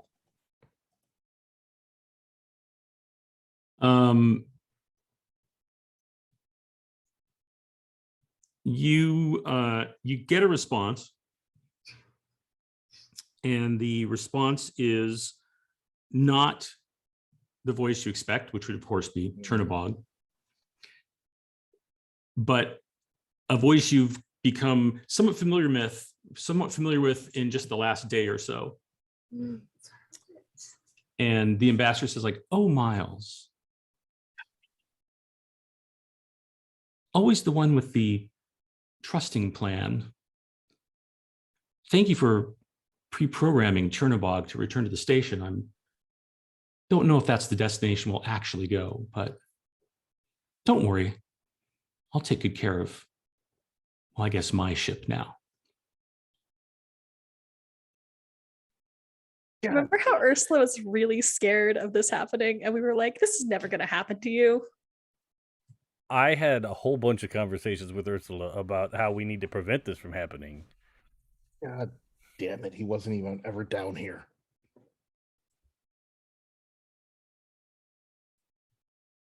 Oh, you think?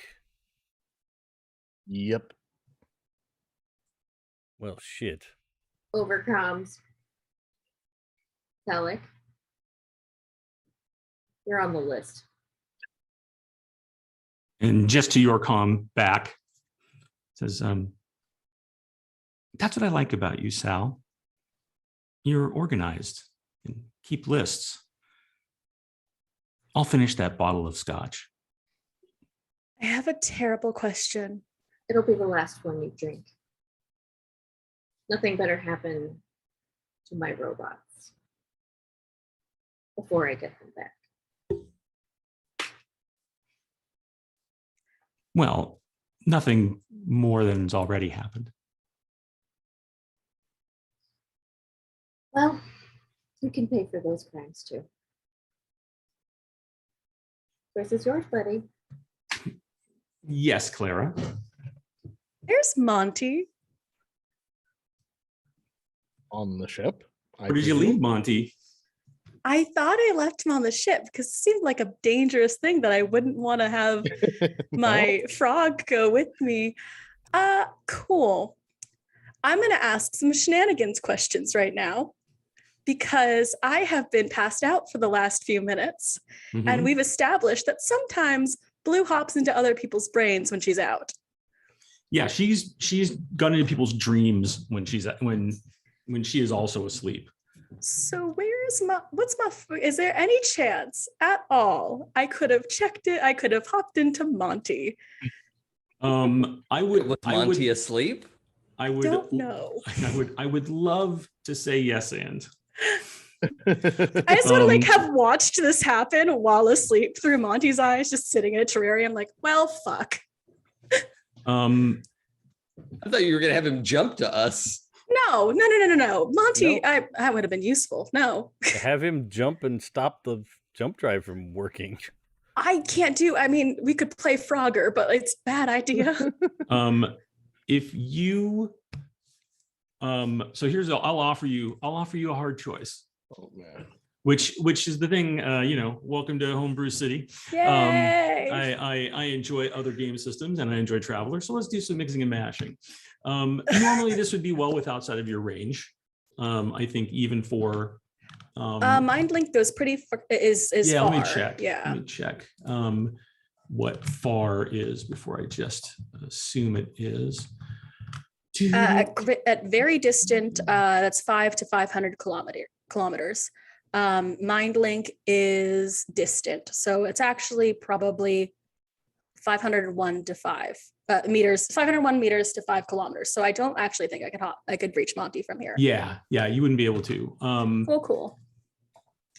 I'm willing for that to happen. Here's the choice I'll give you, because you have a link with Monty, even though you're out of range. Because I like cinematics. And I like to give you guys choices. If you would,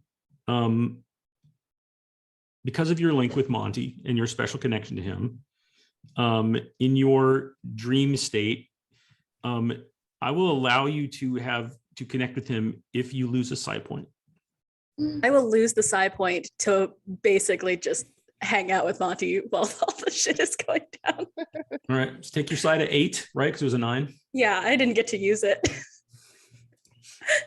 So not a psionics point, an actual stat point. Oh, a full ass stat super point. clear. It'd be super clear. Yeah. What I'm giving you is a hard that's choice. harder. Not just spend a point.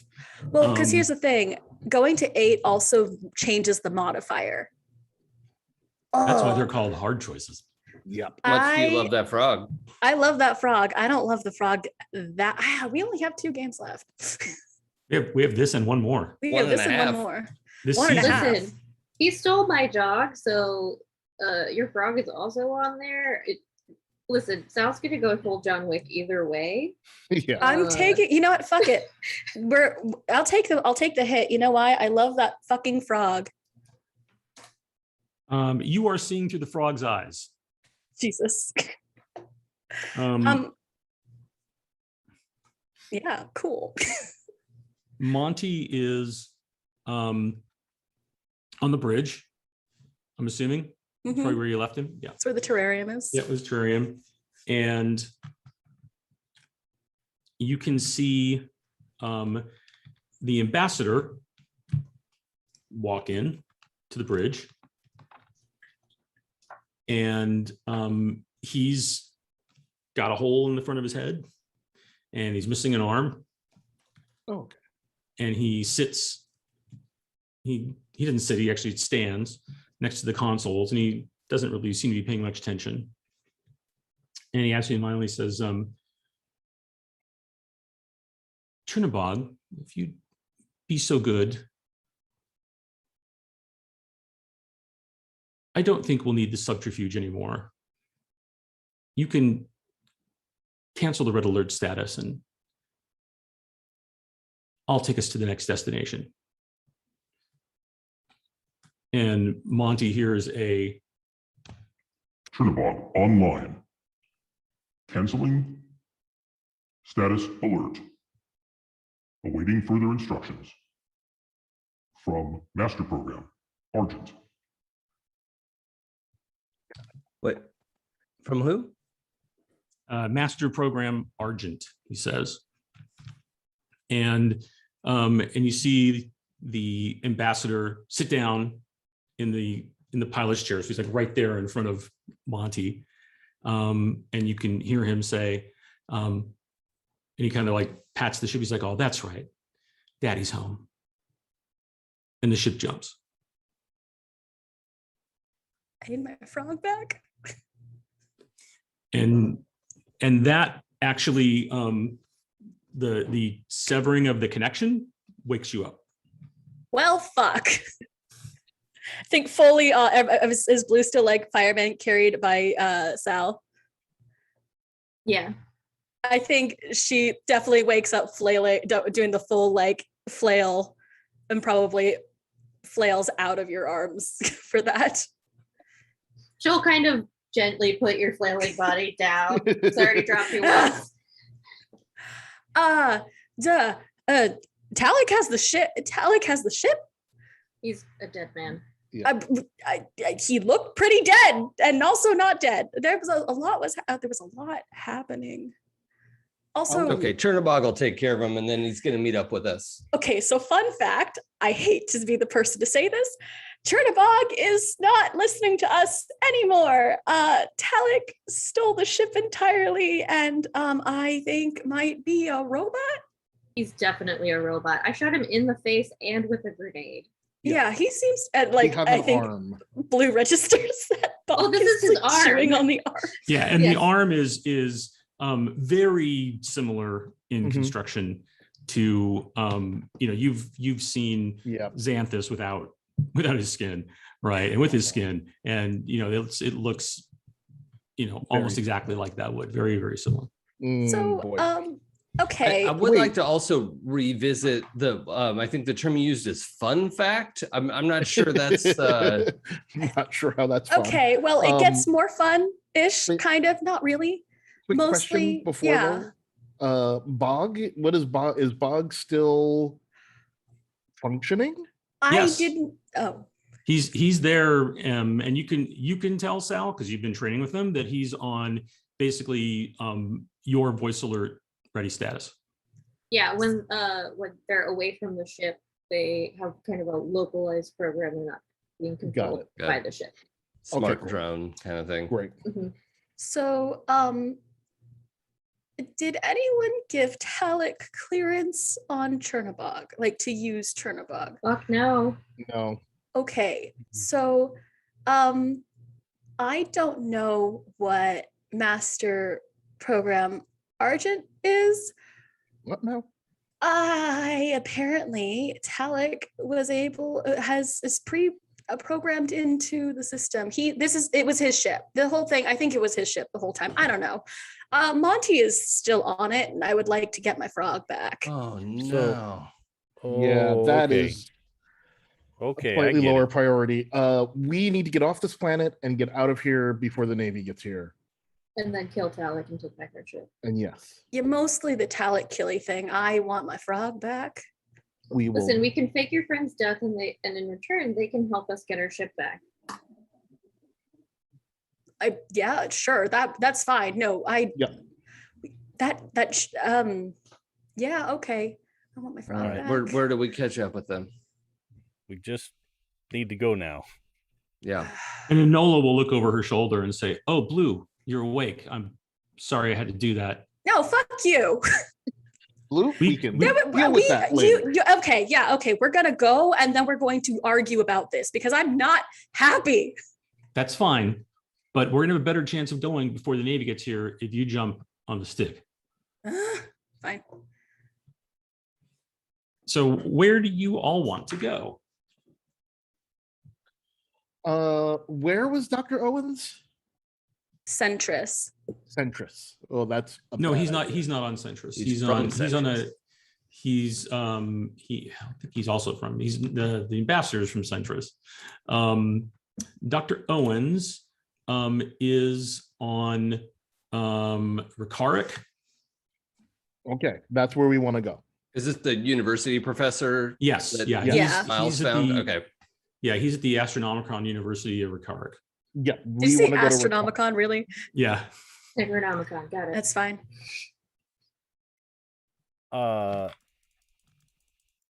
If I could borrow like a full-size keyboard, I would very much like to do that. Like That's I'll fine. ask. We need to jump the hell out of here. Yeah, where are we let's- going? I know let's where I will go. go unless you Look, have another place I- we're going. Ricard. I'm not involved in jumping. I just I have some work I need to start doing now. And, we got to get to the ship. So And Let's get- Solomon leans over your shoulder. Benjamin says like, "Oh, obviously things are a little tense, but if you'd like a keyboard and a system, there's one just right over here." I will Thank you. punch everyone with my -1 to strength if we do not get on the boat right now. Yeah, you're basically like, this is the conversation as everyone's like fanning onto the ship, Mhm. right? And it's kind of like you woke up on the ship and Sal put you down gently. And so there's plenty of there's seating for about 5 people crew wise. And then there's, other staterooms and seating. So, but you can stand, you can do whatever. There's not like bridge seats for everyone, but there's plenty of room on the That's bridge. great. So if you want to punch in a route for Recaric? Yes, that's I was that's gonna where say, Alex is is the Yuma Station astronavigator. That if Are it's we going to taking happen, if it's over? going to happen faster than the ship can compute it, Oh, then I have no then idea. I have to, which Alex, it goes faster if there's someone putting in the numbers, because otherwise the computer does like quadruple checks and all kinds of stuff, Yeah. right? Because it's a complete. It operates almost as slow as it can. 'Cause Yeah. it doesn't want to misjump. If you'd like to speed things up, you can do that. Sure. But that those ships are going to be in any second. It feels like at this point. Yeah. So I'm just gonna like get up there and try to interface. I don't have time to get out of my vac suit. So I'm just like gonna pull up a virtual keyboard while I'm just standing there on the bridge, like trying to create this interface, and I'll roll astrogation. Excellent. Ooh, Plus int. yeah. That is a 10. Okay. So even with a penalty for going quicker, I kind of am shortcutting. I know for everybody who's watching, all the rules lawyers, yes, I know that there's a go faster chart, and I'm just being lazy for sake of story to not actually use the chart. But you I do think by people 2. get it. So Anyone who watches us does, or I hope they do. yeah. This is going to be a very frustrating experience otherwise. Yeah, otherwise, exactly. But yeah, to go quicker, there is an actual process for that. Because you're shifting the time frame from basically 1D minutes to 1D times 10 seconds. But to do that, it's a -2 check for your level. And since you rolled a 10 and it's an 8 or more to do it, you do it. So I just did all the math in my head, but I thought I'd explain it anyway for people who maybe are watching and aren't familiar with Traveler. So yes, you put it in. You know that you're like, yep, it's gonna be 3 jumps from here. Civilized plant, civilized way station, gas giant, Recaric, right? Like that's the fastest route you can get there, because it's pretty far forward. And Blue, go ahead and make a piloting roll. I haven't done that in a minute. Okay. So piloting plus Dex. That'll be a 12. Excellent. So you lift the Stormhaven up when it does that cool, like you're like kicking it out as it comes up. So you get the extra style points as you lift off and kick off, like, and take off. And you see the jump bubble kind of form, and you are on your way. It's still going to take us what? A week. A week? Well, a per week's going jump? to take a week to get to the next populous planet. Yeah, it's 3 weeks to get to Yep. what's it called? Well, unless I'm- we try harder. Unless Can we still we- had our magic ship. Well, can we so okay, I have a idea. That is not a good idea, but it's an idea. I don't know anything about mechanics. I kind of do. Okay. So, remember how the jump drive was made speedier after we fixed the radiation leak? Mm-hmm. Is there any way I guess you wouldn't recall how I guess the radiation situation looked before. Basically, Yeah. can you think we can modify our jump drive? I do not think I can replicate what was done to the ship. And certainly Sure. not in Not transit. Not without months and months of engineering work, I would Yeah. think. But hopefully, if Dr. Owens is also a real person, and this hasn't all been some ginormous scam to achieve I don't know what kind of goal, hopefully Dr. Owens may know how the ship was modified, because at least Xanthus told us that Dr. Owens made those modifications. So we had asked Talik about Owens, and Owens said he couldn't say anything because of clearance nonsense. Also, Talik is a robot, and we know that Dr. Owens makes robots. Yep. So that's Like- where my head is at. So we've just Right. got a whole like Dr. Wily, Dr. Light thing going on. Yeah. And it's just Mega Man versus Mega Man. Well, Talik is lore, Yes. Yeah. That is also Yeah. that also and our seems ship is about right. data. We hope. The ship is good. Even Chernobog is good. He's my friend. Do not disparage my friend.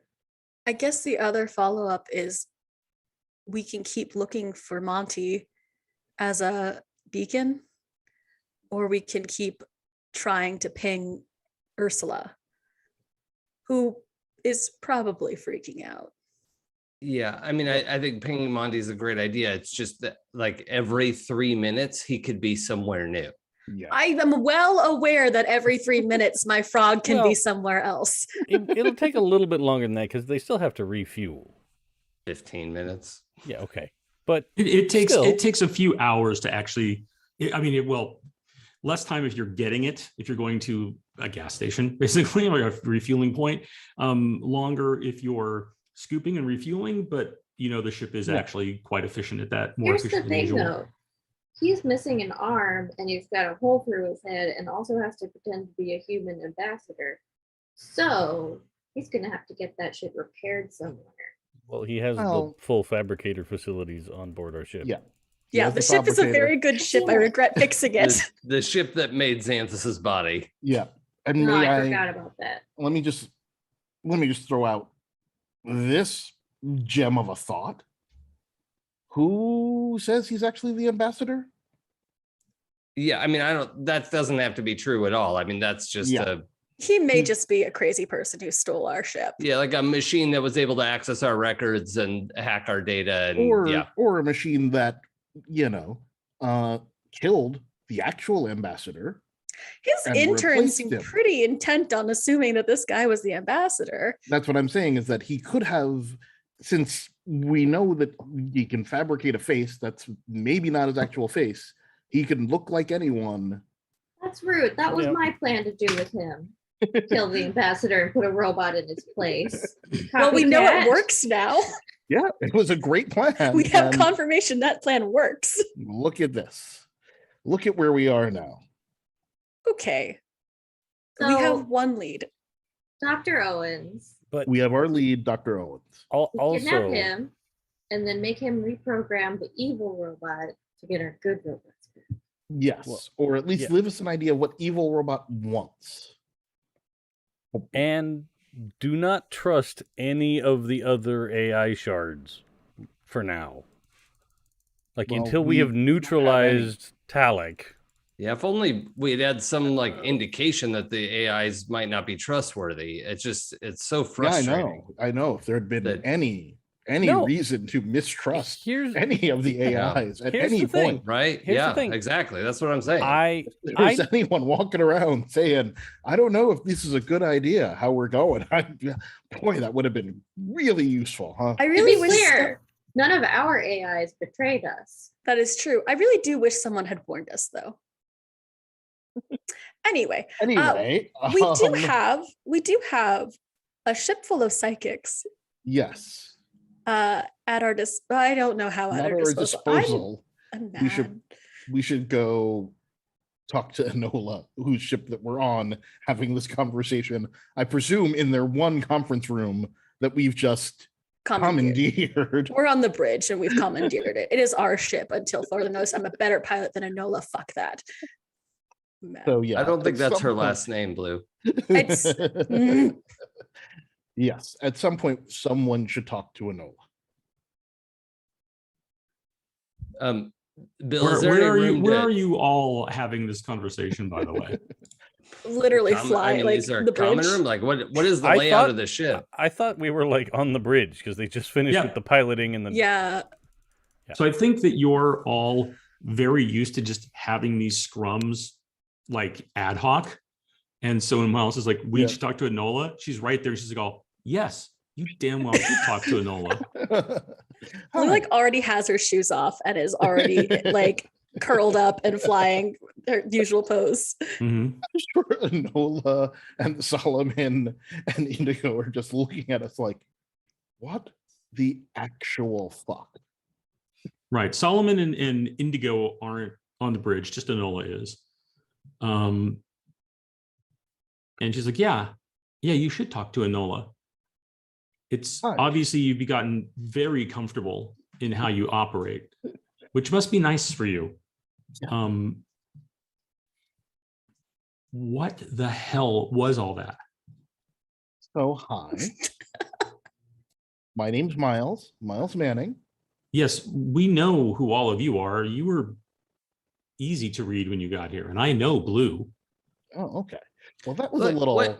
Look, why are you Blue being so hasn't turned around. snarky? She We just came gives all the it way out here to That help was protect a you. little rude. That was a little rude. You That was- came in yeah, to it's a little- protect me. You brought in some kind of killer cyborg that killed someone we were just bringing in.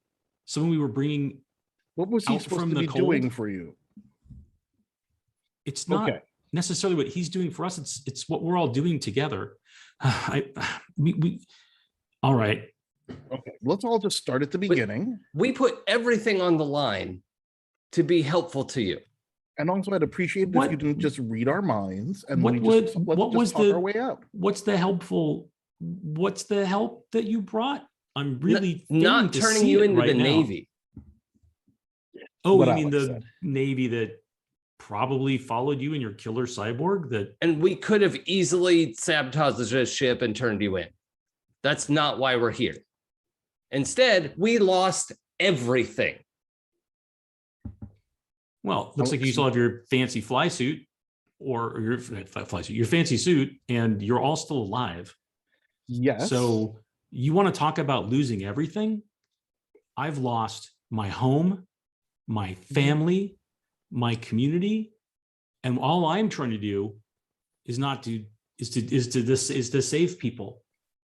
And Blue, you know what I'm talking about. Elliot was a scion. And there is a movement inside the Navy and inside the Institute to either eliminate or completely control all of us.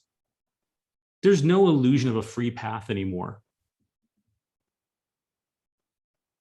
And so that's why we're out here doing what we're doing. And maybe your intentions were good, Alex, but what I'm telling you is none of this was good.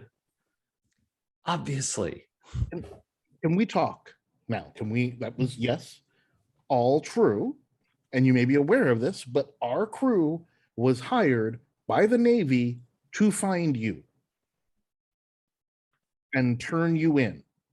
And you did find us. That was a very strange set of coincidences involving someone / something purporting to be an ambassador, hiring us to do an unrelated job that led us to you. So also, you I'm just had- gonna throw this out there. Hiding where you live. Terrible idea, to be honest. Like, I mean, Yeah, we weren't. Where Who you makes a good from? point. We weren't hiding. We were here meeting and picking up information and Elliot Mhm. and then leaving Well, again. yeah, for whatever well, reason, Blue, by all means. no, Blue goes back to flying. It just And you had, and just to ask, you had no other indication that there might be a reason to come to Joshua Strand? 100% entirely because the ambassador said this was a place to come to? We did get another bit of information.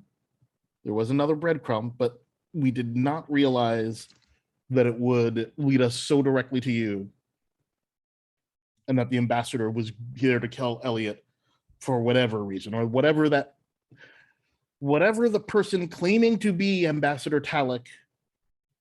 I'm not comfortable thinking that was actually Ambassador Talik at all. Whatever that person was, wanted to get to Elliot. And I think it's also possibly just wanted to get us off of the ship so that they could steal it. Well, it looks like he got you off the ship. Yeah.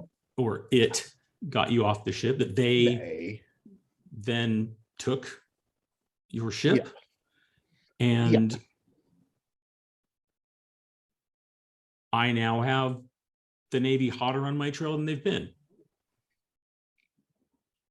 Well, the original plan was to fake your death. Yes, we originally were going to, and we still could, we would like to get you out of this and get the Navy off of your tail. But that will Also, be a little harder without our ship.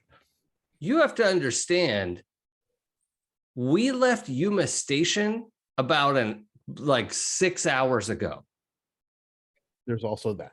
So the fact that the Navy showed up at the same time, it is literally impossible that we led them to you. Hey, good point. So Hey, I'm gonna ask a couple of questions. How could you have left Yuma Station? Don't ask, just read. I'm tired of trying to convince you to believe me. yeah, So I we have do. your permission then. Just She do looks, it. She looks very pointedly at Miles when she Yes. asks that. Alex has given you his permission by all means. Okay.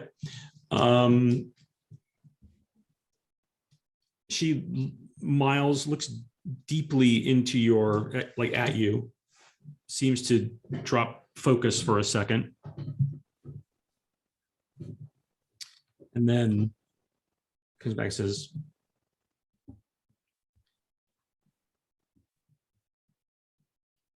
so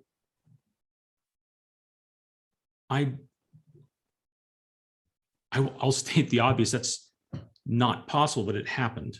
Mhm. And I can tell you're as confused by it as anyone who would hear it would be. Mhm. And I obviously believe it happened.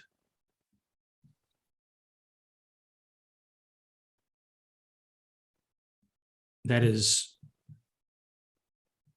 an extraordinarily powerful device.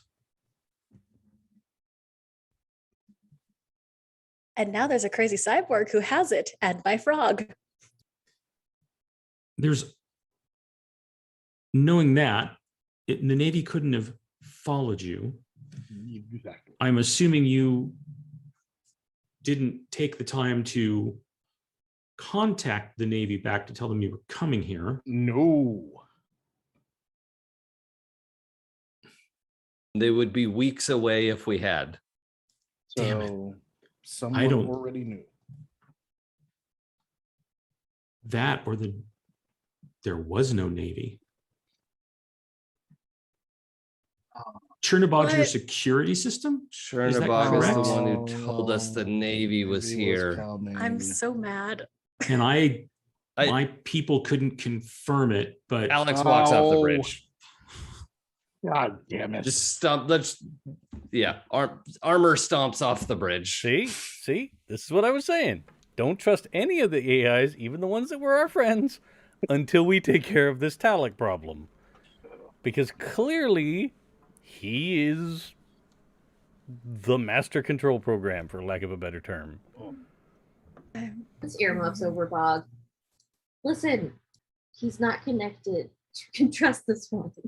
Well, yeah, sure. I not in the same star system, for sure. Fine. But the ones that are And- still on the ship, Yeah. as you say that, Sal, and you're like, he's not connected, this one's fine. Indigo walks onto the bridge and comes up and like scratches him behind the ears and looks at Enola and says, I've checked him. He's clean. Oh yeah, quick All right. follow up there. And Cool. Enola just nods and says, thank you, Indigo. Are you all right? Are you okay? And she says, yes, and she reflexively kind of reaches up under her nose, even though she's not bleeding. And she's like, I think it was just the pressure of the situation, but this one's fine. Can you interface with machines? And she kind of looks down at her shoes. And Enola says, yes, she can. And she's the only one I've ever known who can do that. That's Yeah, awesome. That's cool. that's new and awful and fun. Blue, That is while fun. without turning around again, still mad. Just as she's flying, just goes, if you keep tampons on you, they'll stop the nosebleeds. And Indigo kind of looks, she's like, thank you. What year is it? Like 3000? It's like, no, it's like 2320. It's 2320 and we still have to Mhm. shove cotton up. Anyway, That's if you make that canon, I guess so. apparently made tampons canon. Yeah, meanwhile, all the male dominated science and politics have basically all the guy has to do is log into a website and cures erectile dysfunction and Yeah, for You know. sure. I mean, we have that now. That yeah, scans. that's true. Yeah. Like, Yeah, maybe not so many advances. But I politically digress. I think I'd probably take a knee Mm-hmm. and then I'd reach in my coat and pull out the blue crazy wig, and I'd be like, "Do you want to wear this? Make you feel better? It always makes me feel better." Will it make you feel better if I wear it? Sure. Okay. No, I mean, and she it's just- puts it on, and it's just like it's kind of too big. Sure, It's yeah, there, yeah. and she has a weird look on her face, like See? It makes you feel better, doesn't it? It's just silly blue hair, but it's kind of like armor.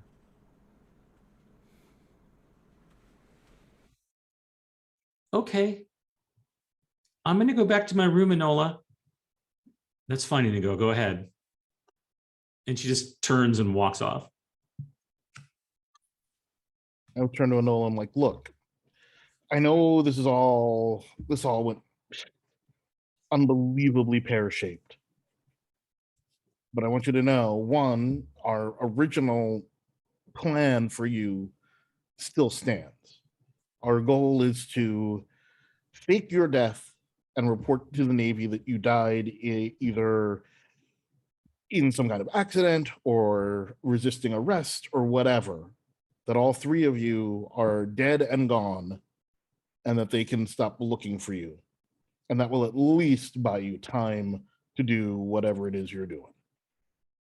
But we just need to figure out what happened with our ship because, as you noted, it is a very powerful object. And we would like to get it back, or at least out of the hands of someone whose intentions are at best unclear.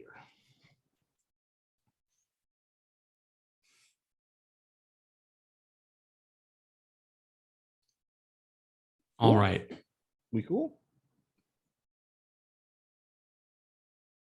I think we have an accord. I don't know if we're cool, but I think we need to come up with a plan on how to make that work. I still have people to find. Yep. Well, let's listen. We'll try to figure out a plan.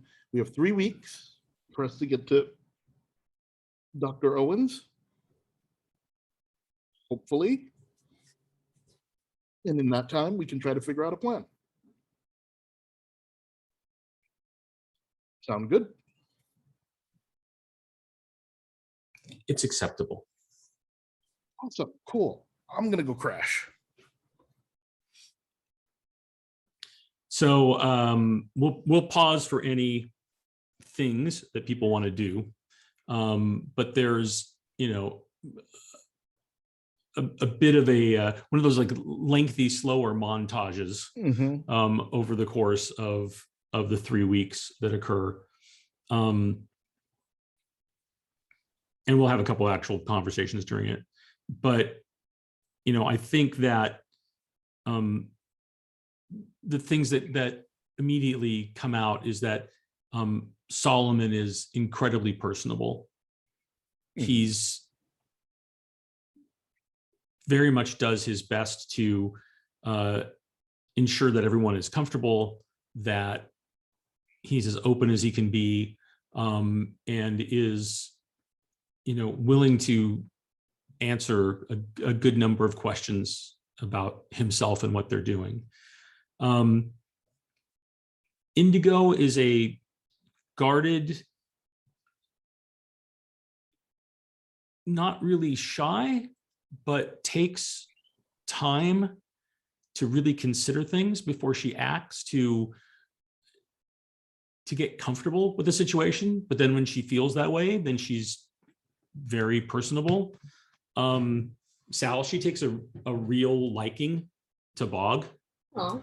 And there's probably even some scene that occurs where you're, just because you're on this ship and it doesn't have a large cargo hold, but it's certainly big enough for you to do some amount of training. I don't imagine Sal ceases her training if she can help it. Nope.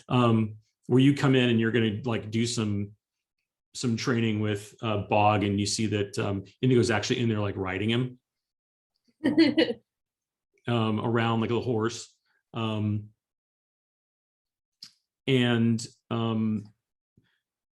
there's definitely the conversation to be had with all of them, but chiefly Enola, in terms of what the actual plan is going to be.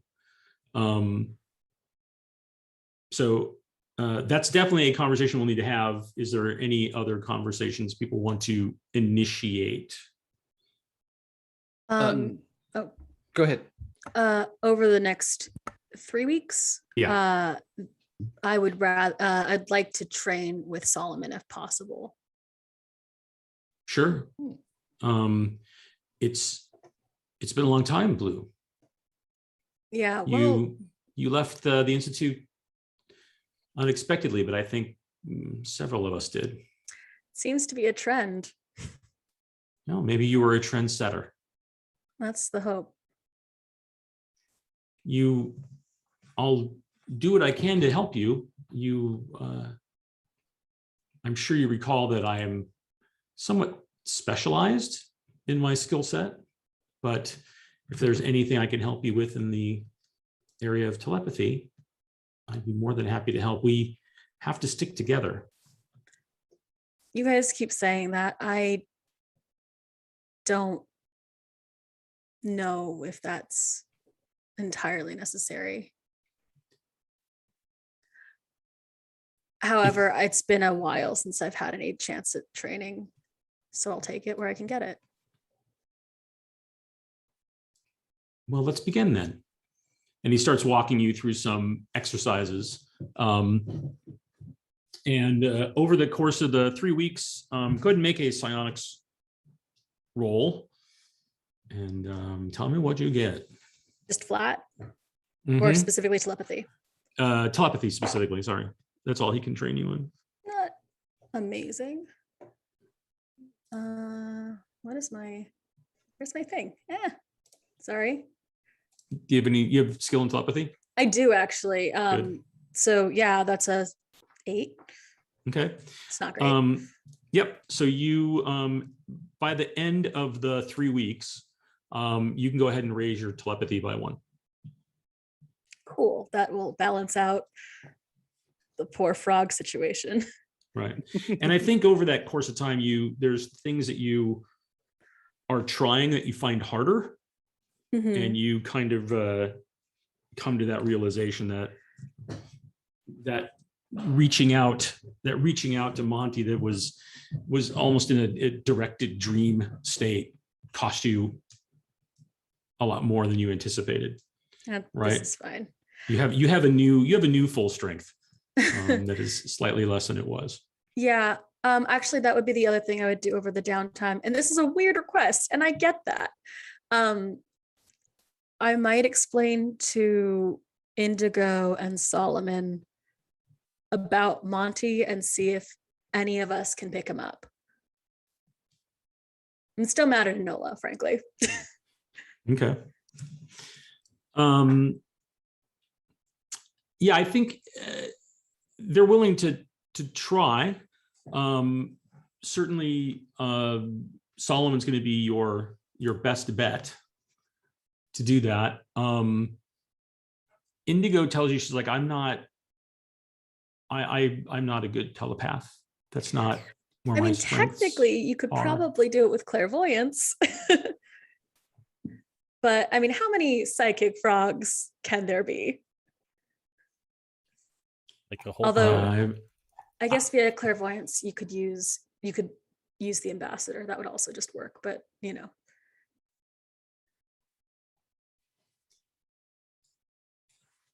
So they'll try. Indigo kind of smiles when you mention the ambassador. She's like, oh, maybe that would be easier. But none of you get any either ambassador or Monty tingles. That's fine. During the time. Alex, you had something, I think? Well, a couple questions first.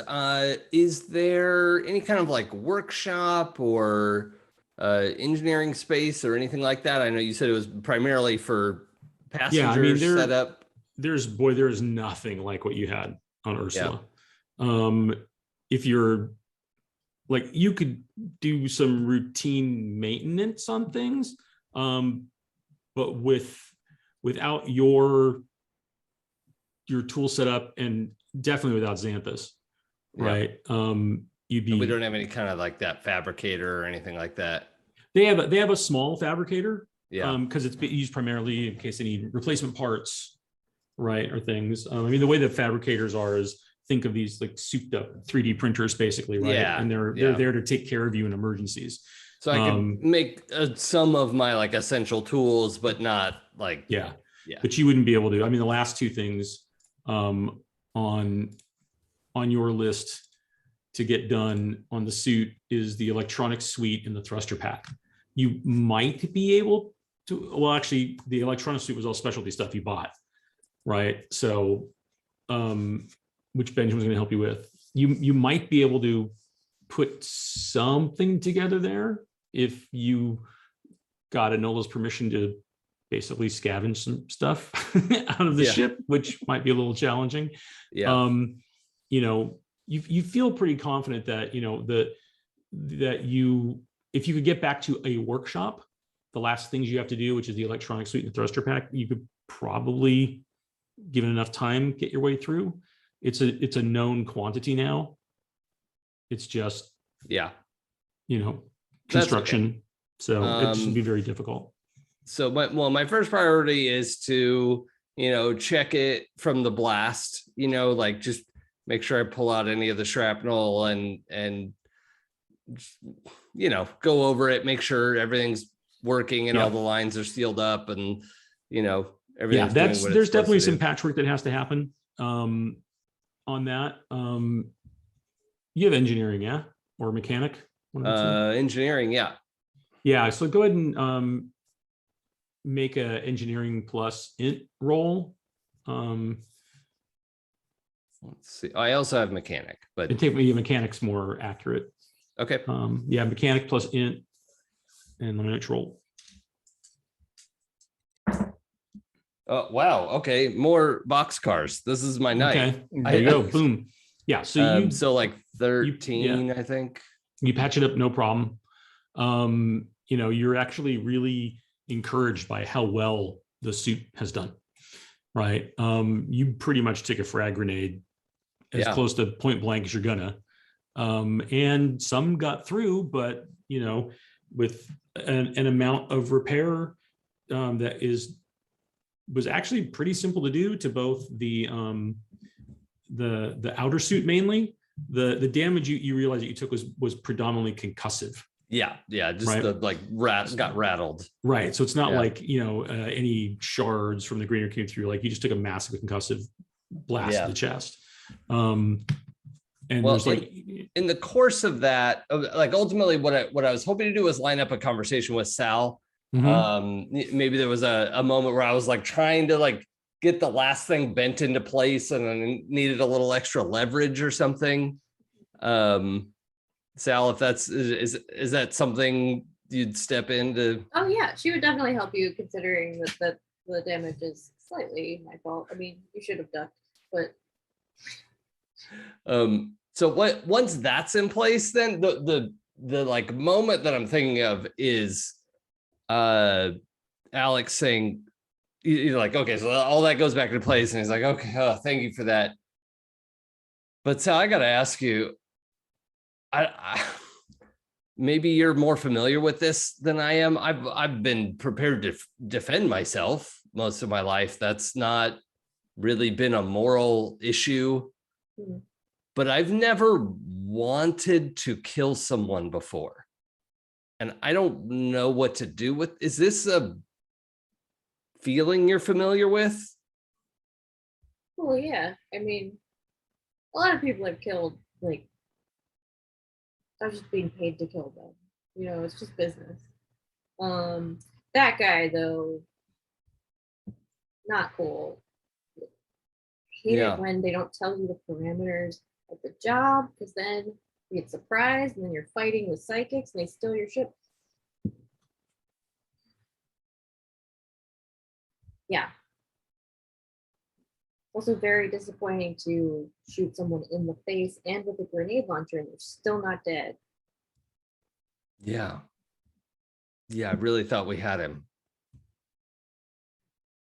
And the fact that, like, what I'm worried about is what if he took over Chernobog and Xanthus the way that some of the psionics can take over people, but for a machine with other machines. Well, yeah, I mean, that's what he's doing. But if we kill him, then we can fix the programming and we'll be fine. Yeah, and I want to do that. I've never been this angry in my life. And I don't know what to do with it. Well, I like to sharpen my knives, punch stuff. At least you probably shouldn't practice firing things in the ship. Do you want to wrestle with Bog? That helps me a lot. Well, I'm pretty sure he would dismantle me, but I mean, maybe, I guess. I mean, we could spar. That would probably help you work out some aggression. Yeah, I mean, if you're up for that, that would be great. I mean, alternatively, there's a less violent version of sparring with, less outfits on that we could do that helps you work out some energy.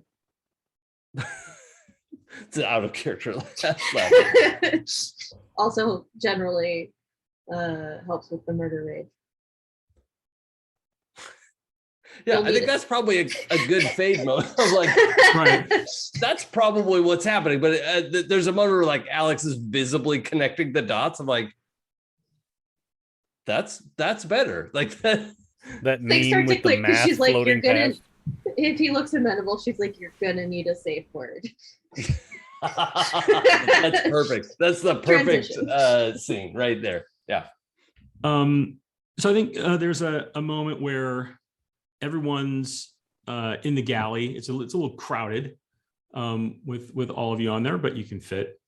And it is not anywhere near the fare you're used to having on the Ursula, but it is nutritious, reasonable, edible foodstuffs. And Noah says, all right, we need to figure out what this plan is. We're a few days out from Akarik. will be there sooner rather than later. Mhm. And I can't stay because I need to go find more of us. Let me explain for a minute, because I know that it's new. It's new to us. Things have changed. There was a time at the Institute where we had a philosophy that everyone walks their path. We were there to learn. We were there to act in good conscience and service to the betterment of society. And there's not a lot of those of us with psionics, but the ones that were there to be found seem to always be found by the Institute. Now, some of us had roles to play that were less savory than others, less ethical. I'm not proud of what I did, but I did it because I believed I was doing the right thing.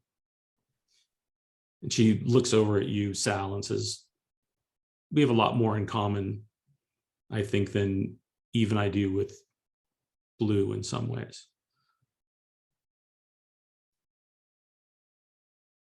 And I would guess that the target on my back is much bigger than the one on Solomon or Indigo's. They don't even know what Indigo can do, because Solomon found her on a recruiting mission. And we realized that not only was she unique, but that things had dramatically changed. My missions had less and less definable ethical guidance behind them. Solomon was being sent further and further to worlds to find more psionics to recruit. And the tension between those of us at the Institute and the rest of the Navy were becoming intense. So I'm not surprised to hear that the Navy sent you looking for us. I don't think the Institute would be particularly kind to us if they found us either. And so that's why I felt we had to start something different. Something that wasn't just a way for us to be safe, but should I say that, a movement for us to be able to actually have the freedom that we deserve, to not be a commodity to be exchanged by powerful organizations. And she rolls up her sleeve. And Dave, if you can put up the image, you probably know which one. You're going to probably guess which one I'm talking about. But the one that looks like a tattoo. Yeah. And she rolls up her sleeve, and she has a symbol tattooed on, which is like a top view of a brain, of a human mind, with wings coming out from it, and then lines of energy that connect them. And it is a mix of something that is technical and something that's spiritual, which, Blue, you know that you know Enola as closely as you can know anybody. And that's very much her, right? It goes with, definitely the other 4 tattoos that she has. And of course, there's a 5th one, which is, one that you share, which is the numbers. And she says, this is the symbol of free mind. And we've been trying to operate as covertly as possible. But I know that I can't put Solomon or Indigo at risk anymore. So Miles, I think we have to find a way for you to be able to show that I'm dead. Yeah, that was the plan. And at the same time, I will then need to go and continue my mission of recruiting alone. But Solomon and Indigo have to get to safety. Well, we're going to tell them you're all dead. That's the plan. So I have a proposal. Sure, shoot. I will provide you with irrefutable evidence as to my demise. Awesome. And you can say that whatever story makes the most sense for you, since you know the people that you are going to be going to, and that Solomon and Indigo were traceless. There's nothing left of them. However you want to handle it is fine. Yeah, that's right. But there is a destination that we're getting to, and the three of us have been traveling together, but I need them to get there safely while I separate myself in case the Navy doesn't believe it, and because I have to go find more of us. So I need you, and specifically you, and she looks at you, Sal. I need you to take them to Hyliath. And I'll give you the coordinates to get you close. And then I'm sure Solomon can get you the rest of the way. But neither of them can take care of themselves in the way you can take care of them. And you'll have your revenge. Oh, trust me. I think we all want it now.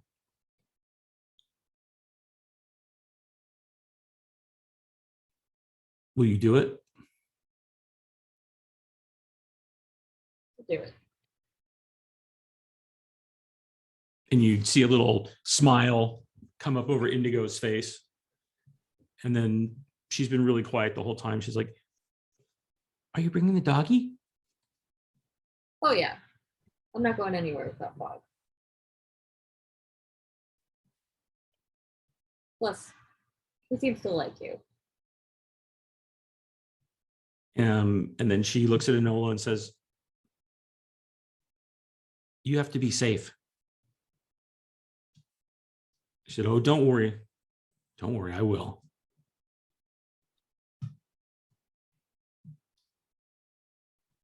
And then she says, all right, Miles, let's get on with that proof, shall we? Let's do it. And she puts her hand on the table.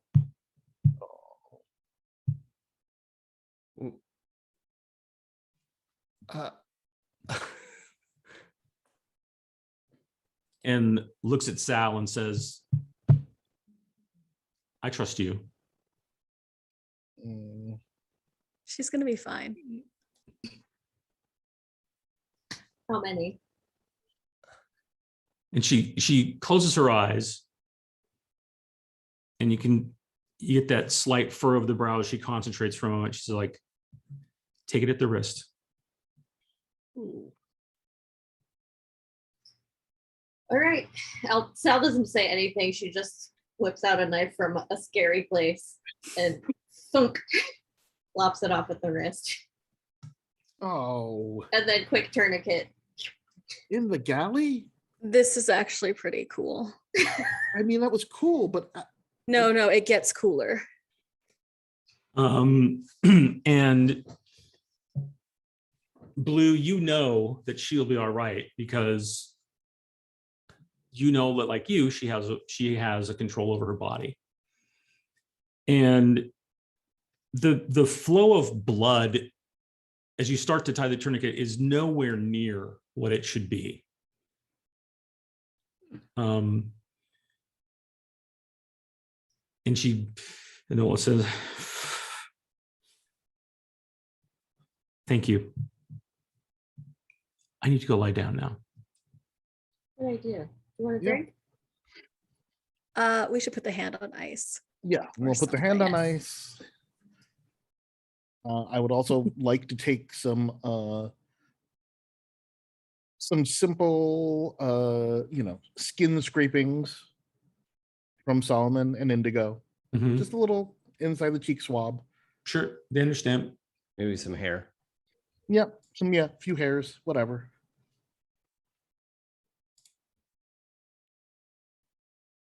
They will gladly provide you what you need. Perfect.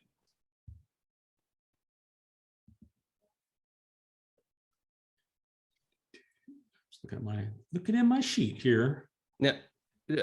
Sorry, Bill, out of character. Yeah, go ahead. We're still in like at the tail end of the jump, right? Yeah, you got like a couple days Okay. left. So I'm hoping to speak to Enola before she leaves, and like, okay, Yeah, we're that's in a fine. jump, she Yeah, can't just you'll have time. slip Yeah. off the ship. Yeah, you'll definitely have time. Okay. Well, wait. So just to be clear, though, Sal is taking Solomon and Indigo. Are they taking this ship? We are taking Solomon and Indigo. Enola's leaving us. No, Sal On this is ship. taking them. So, Oh, shit, yeah, you're I right. think She has to the go. the conversation would be that Enola's taking this Stormhaven. There is another ship that they're meeting from a contact that can Wow. transport Indigo and Solomon and Sal, Got it. And then we're Yeah. stuck on Rezik or whatever. right? But on Ricaric, but apparently you're going to meet someone. We are. So let's figure that part out. Okay. And then we'll figure out how we get out of here when we get out of here, because we still have access to our money. It's not like we had cash Yeah, we're not Mhm. on the destitute. ship. We're also not wanted criminals in the same way. We are not Yeah. wanted criminals at all from anyone. Well, I don't know. Give or take. I'm I not. mean, I'm not It's a- galactically wanted. Yeah, I mean, we're not more wanted than we were when we were on Yuma Station. Oh, yeah. No, Okay. Yeah, that's fair. Correct. Yeah, all right. Good Correct. call. Yeah. Yes. You're demonstrably less wanted than you are in Yuma Station, at least for some of you. Yes. Mhm. Okay, well, I just want to be wanted. That's all. Cool. During our whole jump situation, can I have basically spent the whole of the 3 weeks building essentially a digital cage? Like Like a Faraday cage type thing, well, yeah, but not a physical one. More Right. like, a here's digital the one. thing, if so help me I can get some way to attach it to that Hmm. ambassador, now he's locked in there like the Moriarty AI from Star Trek when they put him in the Sure. little thing and send him off on a shuttle into nowhere. Like, The story Yeah, of you the can. robot. You could definitely handle the.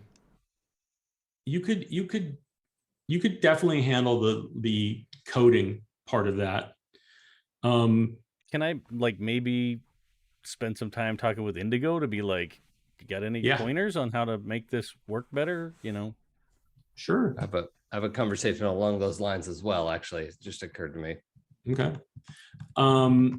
Yeah, when you could talk with Indigo, and she's like, I'm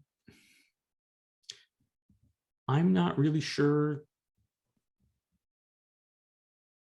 how I do it. I just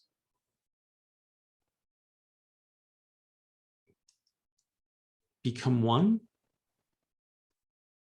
Yeah, no, it's that intrinsically natural connection that would make testing this thing out so useful. Like, you can see how it works in a way that I'll never be able to. And the whole idea is if I can make it so it's not escapable. I'm not saying that I want to put you in it. I'm saying like you inspect it for. Just to be clear. I could try, but when I'm connected, I'm one. And so if something happens, I don't know how to distinguish myself from what I'm connected to. Oh. Well, I don't want you to do anything dangerous. How do you normally leave a connection? I just fade, I guess is the way I'd describe it. Okay. I mean, if there's no way for you to do this safely, please don't. But it was just an idea I had. Like, I'm just trying to make this as absolutely foolproof as I possibly can in our time here.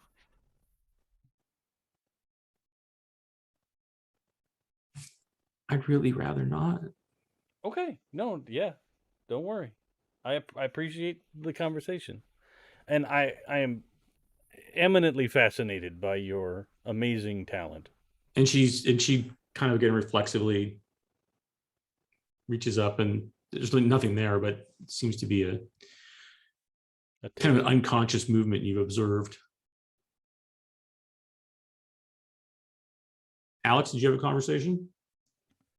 Yeah, I have one for Enola and one for Indigo. Let's do Enola. Okay. Oh, boy. So Enola went to rest, right? Mhm. So I don't want to like knock on her door or anything. Right. But I mean, it could be the next day if it's not yeah, okay. time sensitive. Sure. Yeah. But just kind of one-on-one if I can. Sure. And let's see. Well, I don't know. Is there like room to have a private conversation? And like, They have their own. There's enough space for everyone to have their own rooms. Somebody will have to double up, though. And I think Okay. actually Enola doubles up with Indigo. Okay. But yeah, she can send her out of the room and it's fine. Okay. Well, maybe I'll ask if like we could speak in her room then. Like, Sure. Okay. So, one, I apologize for my outburst on day one. That was a bad day, and I'm sorry. Okay. It was challenging circumstances. I understand that. That's generous of you. But in describing your mission before, you mentioned that you were trying to find people, but it seemed like the Navy would get there before you sometimes.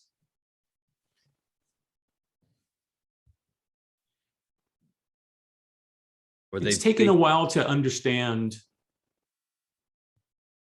without the resources of the Institute, where to look, but there seems to be a common thread.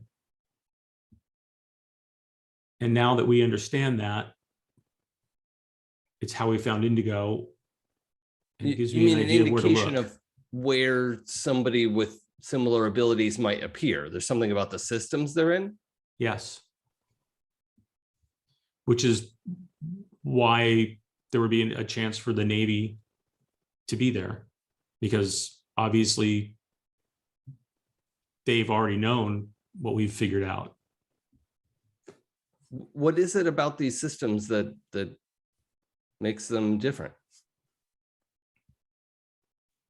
if you don't mind saying. Yeah, I understand if you'd rather It's- not, but It's fine. I mean, we're for better or for worse in this altogether. I mean, some of us are more, and she kind of is like invested than others. But sure, it's always something to do with the atmosphere. okay. I came from Trostrom Strand, which is I guess to put it nicely, a deceptively toxic world. The landscape's lush, the air is sweet and breathable, the seasons are idyllic. And originally it was going to be a resort world. But there's something about what happens to the soil when the rains come, and she kind of like reflexively, like unknowingly shivers a bit when she talks about the rains. Mm. The ground becomes tainted. The water supply is unusable. It's what turned us from being a world that my parents came to work and help build a resort colony to being Jostrom's Strand, Jostrom's Folly. You know, he was a man who was an original investor, and Harry stuck with it. And so he pivoted to make it a colony world. And he took all comers as long as they understood the risks. And so we live in bubbles, basically. Your parents must have been heartbroken. They were. I'm sorry. But when I was born, and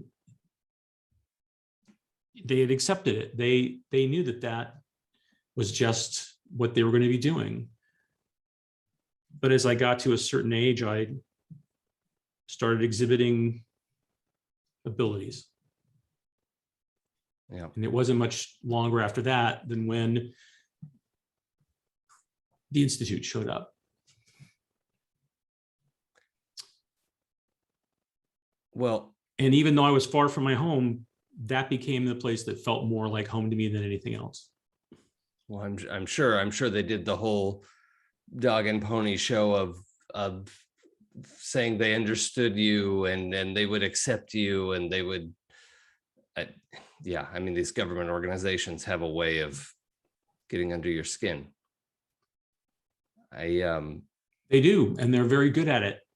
And a lot of that is because they've had people like Solomon, people like me, helping them along the way. I just, when you were talking about the Navy getting places ahead of you, you knowing the kinds of places that were going to create the right conditions, it finally put the last piece of the puzzle together for me. I've seen evidence that indicates that psionic ability may be cultivated in humans from an external source. And I just want you to have that extra layer of information that this may be how they're getting there ahead of you.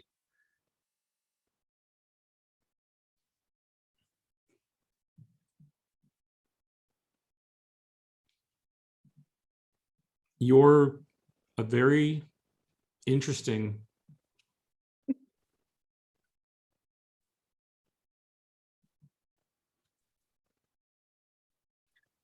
and possibly intuitive person, Alex.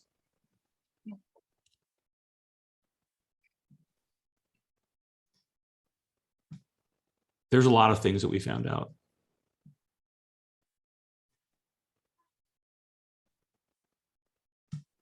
But that's why Indigo and Solomon have to get to Haliyeth. It's I agree. It's the place we know we can be safe. I'm sensitive to that. I mean, as I'm sure you could tell, I'm 100% on board with this mission. I just think having that context is going to be important to keeping everyone safe. And not that I need to communicate that to you.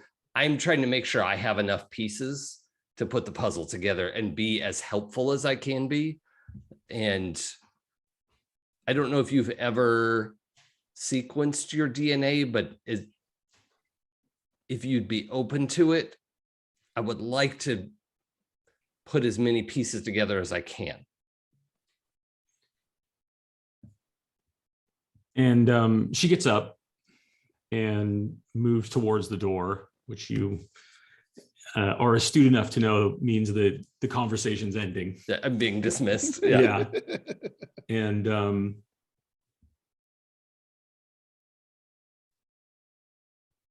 she says, I don't know if that's the best idea, Alex. I respect that. That's why I asked and didn't steal a bloody bandage. That's not what I'm about. But I'll leave you to your piece. Just understand that this is more important to me than I can say, and I would do nearly anything to help create safety. And I'm in this, right? This isn't something I'm just going to walk away from. This is too important. And I can't stand the notion that a government agency is taking advantage of people and abusing them. And if I can do anything to mitigate that, please just tell me. There is one thing you could do. Can you tell Blue I need to talk with her? Yeah, of course. All right. And yeah, I'll head out and let Blue know.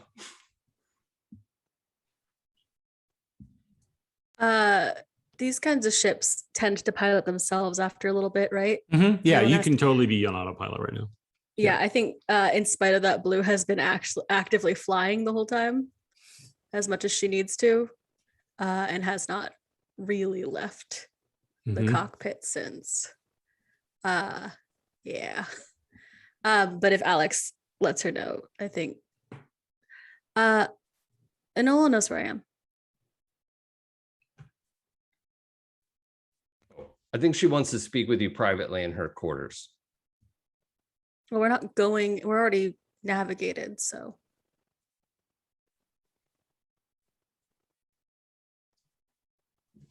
Okay, well, I have communicated the message she asked me to give you, so Alex is now trapped in that awkward, like, yeah, but Miles face. pokes his head into the command deck. Blue, go talk to Enola.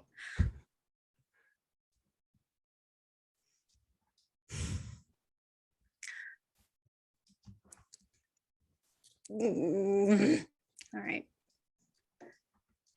Yeah, I'll go talk to Enola. Stupid. Thank you, Blue. Literally huffs off. What? I know you're mad. I'd be mad too. I'm not. No, I'm mad. I'm genuinely mad. I'm not. I'm mostly less mad at you now. This is why I have to go off on my own. I'm not, you know me, I'm not good around people. I mean, neither am I. None of us really are. Let's be honest, with the exception of Solomon, none of us really are. I think what happened back at Jostrom Strand could have been different if you hadn't shot first. Well, second. Yeah, I didn't shoot first. I know. I And don't feel good about that. And I think we all now, with the benefit of hindsight, understand why the ambassador shot first and why we couldn't see it coming. Yeah, that was odd. I had the chance to check before and I didn't get anything either. But shields anyone can be shielded if you think about it too hard. Yeah, and Elliot told us that there was something about Talik that he had natural shielding. Sometimes that happens. We've seen that where people aren't psionic, but they have a latency. And commonly it gives them some type of defense. But of course, we thought, and maybe this is our hubris, that Solomon would easily get through that. And he didn't. If we'd have known, we might have been able to try to get Indigo to do something. We won't be fooled like that again. Oh, I'm sure. But I need to know that we're okay. Or at least there's a road for us to be okay. You know, you're like my sister. And she like with the like the bandage, she goes to reflexively do this and then kind of doesn't and moves her hair back, and you can see the tattoo of the number back here. Yeah. She's like, No, we're going to be okay because I can't not be okay. Not with you.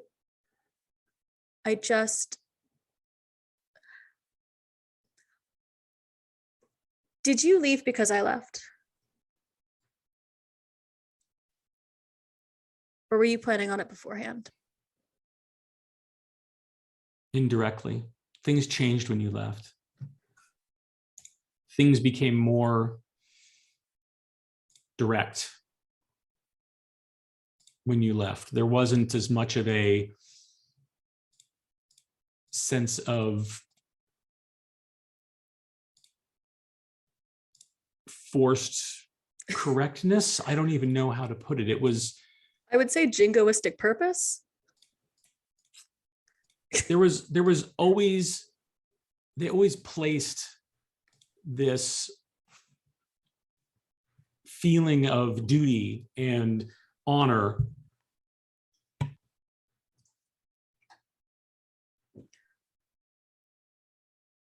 No, I get it. I get it. You're also on mute. Sorry. Yeah, but when you left, something in Foregrave changed. He felt betrayed, and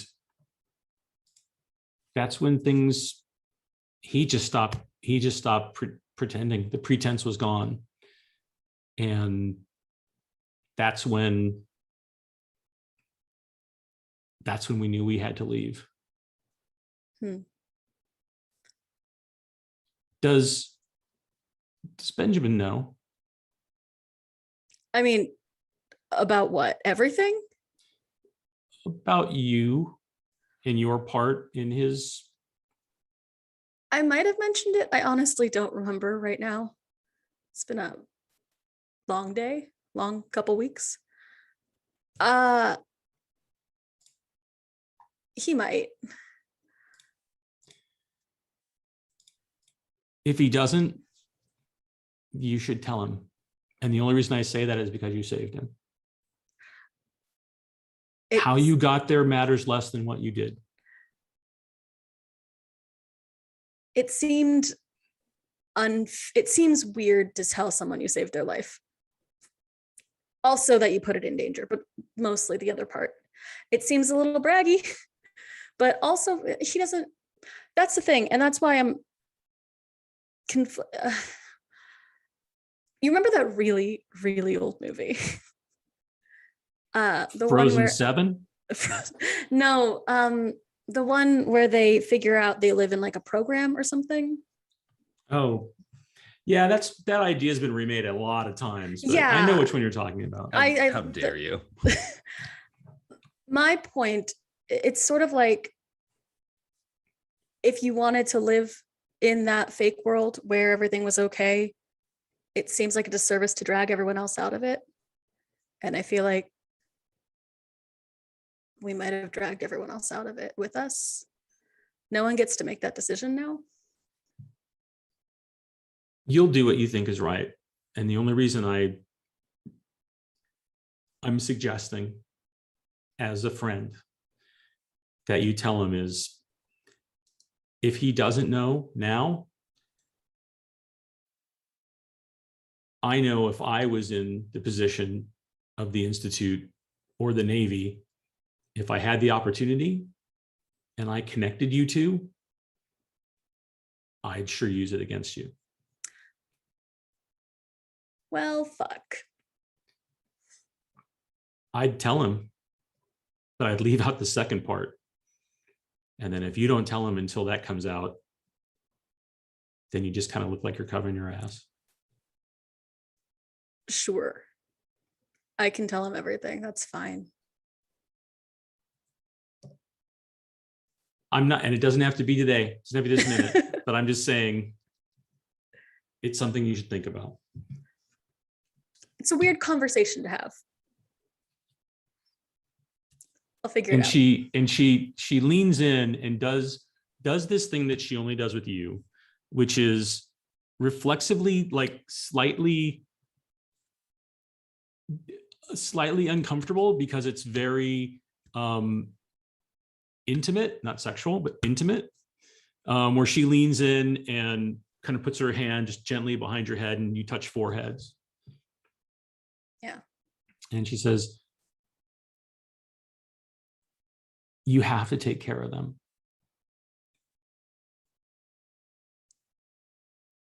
Mm. I will, to the best of my ability. I think I did something stupid that is not going to make me as good at this as I used to be. But And when you say that, she sits up and she kind of like touches her arm and says, it's okay. We learn to compensate. I'll figure it out. We'll figure it out. And I don't think I am excited to be at the forefront of what might be a civil rights situation, but also what happened and what is happening would be wrong. And that's bigger than my comfort. I want to cut to us landing at Recarrick.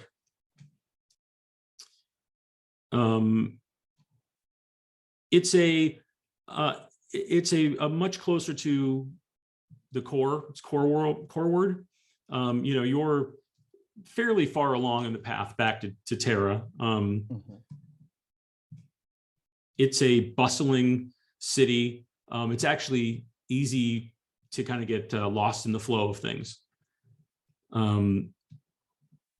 Enola's ship is very clean in terms of its registry, its docking. She's spent a lot of time to make sure that she can get in and out of places, not covertly, more unseen in a way, right? There's nothing that makes the ship stand out. It's kind of like when you see someone, and they're like, "Oh no, don't steal the Ferrari, steal the Pontiac." Right? No one looks twice at the Pontiac. Right. And that's kind of the way that she's let the ship get to. There's another ship that is nearby, and she's all right. As soon as I can get a refuel, I'm going to go. Sal, if you can, when you're ready, take Indigo and Solomon. Here's where the other ship is. I'm going to go take care of the portage fees, and I'll leave you all alone. We'll say our goodbyes. Good luck, Enola. Blue cries. Aww. And Solomon, I think that instinctively, Indigo like kind of want to walk up to where you are all standing, because that's where Bog is. And you could see Solomon kind of put a hand on her shoulder and, leans over, and the Karen picks up like, oh, let's just leave them be for a couple minutes. Oh, And so they kind of walk off, and the 5 of you are left by the ship. I'll jog after them for a second and give everybody a thumb drive that has like essentially like a dead drop kind of an address. Right. Like, I'm just for cinematic purposes, I'm gonna say you did this already. You can Okay. give it to him. Yeah. But I'm gonna That's be fine. an a-hole and not have you like, No. going, oh, what? This looks like a big emotional moment. Let me run off and hand somebody a hard drive, Yeah. thumb drive. I'll come right back. I mean, that is also the yes. awkwardness of Benjamin. That's true. But that but tracks. no, like that's totally fine. Like I would totally give everybody one. Like Mhm. if you ever need something, leave a message, and we'll find you. Got it. Well, Sal, looks like this is where we're going to part ways For now. for now. I'll catch up with you guys after. But somebody's got to get these two to safety, Yep. and stealthily too. Stealthily. 5 of But us have had some good times, but we tend We to make did. a little bit of a splash. We did. Wherever we go. True. I think True. it'll be a little quicker and safer if I take them. Yep, I think so. But I'll promise you this. We won't kill Talek without you. Aw, thanks, Miles. I mean, you can hurt him. Yeah, but we'll make sure I'd- you get your licks in. At the earliest opportunity. Absolutely. He needs a slow death. Yes. I don't wish Well- that on many people, but he's getting them. But you'll be missed. Watch your back out there. And you have to come back because we have more lady business to attend to. We do, and you have the rest of my guns aboard our ship. which is Yeah, we have currently all your stolen. guns. We'll get take those good care of them. I promise. Don't open We won't. the third case from the left in my bedroom. No That's not worries. guns. Don't want to look in there. We're not. Nope. Fair. No worries.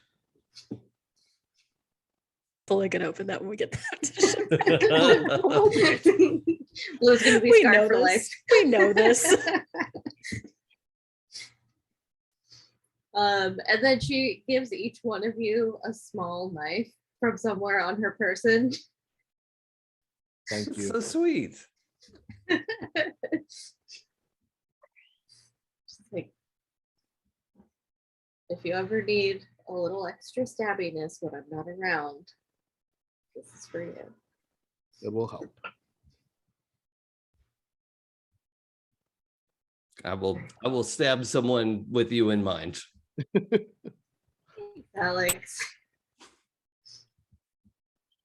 Be safe out there, you guys. I don't like not being there to save your ass, but Yeah. We'll just have to make do and not get blown up. yes. When you tell the Navy about how dead these 3 are, Miles, I know you can make it convincing. I will. Do you want to be dead? That might be convenient. You know? I am banned on a couple of worlds. That would clear that right up. Yeah, you need a toe? No, just quick scrape. We're good. That would explain how we got the hand, but Yep. nothing else. It'll be a nice story. Yeah. All right. Epic, Well, even. Yeah. Yeah, I mean, it better be. Listen, It's if gonna I, be didn't, epic. if I didn't go out in a blaze of glory, no one's gonna believe it. Exactly. It's gonna be epic. Don't worry, It's gonna like- involve stabbing a spaceship. It's gonna I be got great. the footage of the grenade thing. Like it's all gonna be a thing. Yep. Yes. Perfect. I like that stabbing a spaceship bit, but stuff like me. Pretty good idea. Always works. That's how we got that one ship that we. Yeah. Alex stabbed our way and he can opened it. I forgot about that. You guys, as everyone's being sad, like, it's fine. We're gonna keep your room exactly the way it is, and the gun closet. You'll be back in like 3 weeks, Yeah. right? Yeah, I'll be back as soon as I can. We'll get you back. You guys go fake my death. I'll drop off a couple of psychics. Everything will be good. If all goes well, we can catch you. Yeah. Like, We'll catch up to you. yeah. Exactly. I think it's going to be a while before we find the ship, but once we do, we'll come find you. Good. And I'll give them all my new fake name to look me under. Look for me under. Good to know. Thanks. Is it Yeah. Newt? No, it's a lizard. You can call her Liz from now on. And I think you just have one ready too, right? You're just Yeah, like she all, just has Oh, a yeah. fake identity. Yep. There There we go. like a fan of like idea, like yeah, this one. This is good. Yep. Cool. Next. Uploaded into the hand terminal. Mhm. hey Yes, Dave, I sir. just sent you something on Slack. Sorry.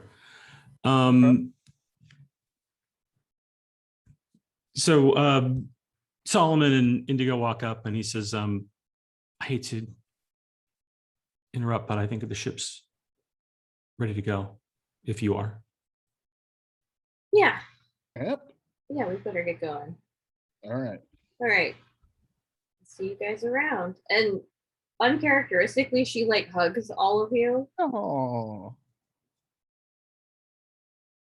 Guess I should probably get out of my armor. Yes. Up to you, she'll hug your armor if that's how. No, I was just thinking like he doesn't have any way to carry it, so he probably walked out in it and then got out as we're saying our goodbyes. Like Yep. so. I Yeah. love it. Perfect. Yeah. Actual hugs for now. All right, be safe.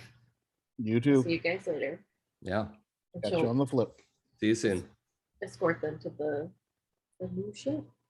So Sal walks off with them. You can see Indigo says something to Sal. Sal kind of smiles and chuckles a little bit and nods her head, and Indigo jumps on the back of the dog. Oh. As they walk off to the other part of the spaceport.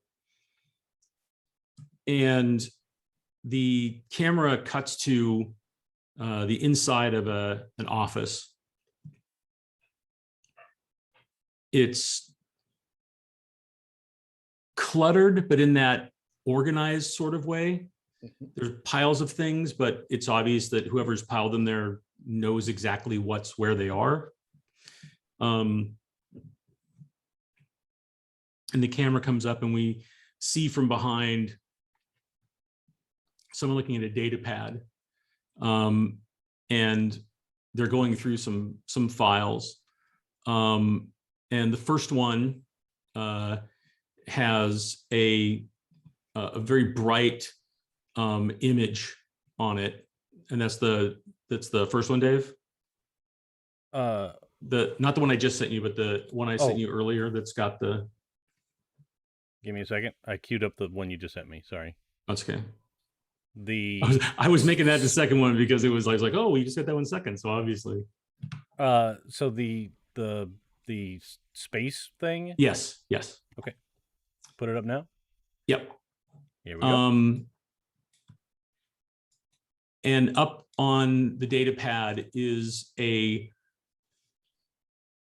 animation of in deep space, what looks to be a plane, or a digital plane that's bent in a U on its side, with a blue portal moving upward and like an orange portal moving downward, with a connection between them.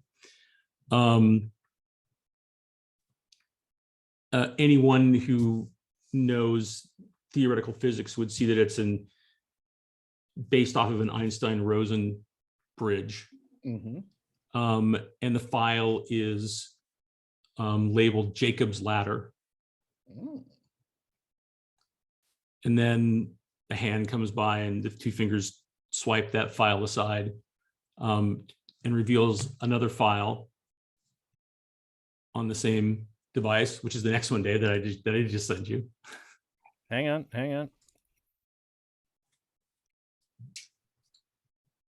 And here we go. And that has, again, a wireframe extrusion of a humanoid form that on the top says XNTHS project, which stands for Experimental Navigation Trainable Humanoid Science. Hmm. And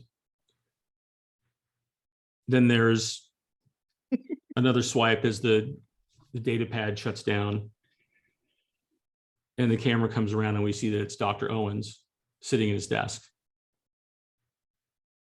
And that's where we'll leave it for the session. Dang it. Can I roll Yay. to flip my desk? I think it's a free action. I think it's a free action. Someone really wanted our initials to spell shield.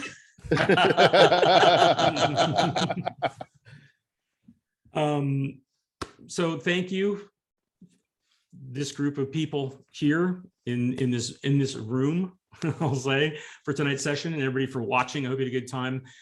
Two important things before we sign off. First, we only have one more episode left of this season. So please, if you would be good enough to join us for our season finale next week. It is not a 2-week gap. It is just next week on the 20th. So mark your calendars and hopefully we'll all do the same and we'll all remember to show up. And second, and most importantly, this is our last session with Sam, who's going to be off ruling a kingdom of devoted followers in the wasteland, I think starting next week. So thank you so much, Your Sam. Highness. Your extraness. Oh, thanks, guys. And This has been so fun. Thanks for having me on the crew.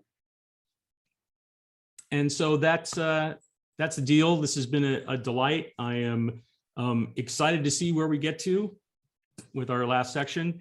And it is bittersweet because I have definitely enjoyed this, but we'll do that sappy stuff next time. But thank you so much, Sam, for being a part of this wild journey and for creating an indelible character in Salamander. The best. My favorite stabby space Best. assassin who's fun at parties. All right, so there we go. Thank you, everybody, and we'll see you out there. Bye. Bye, everybody. Bye. Bye.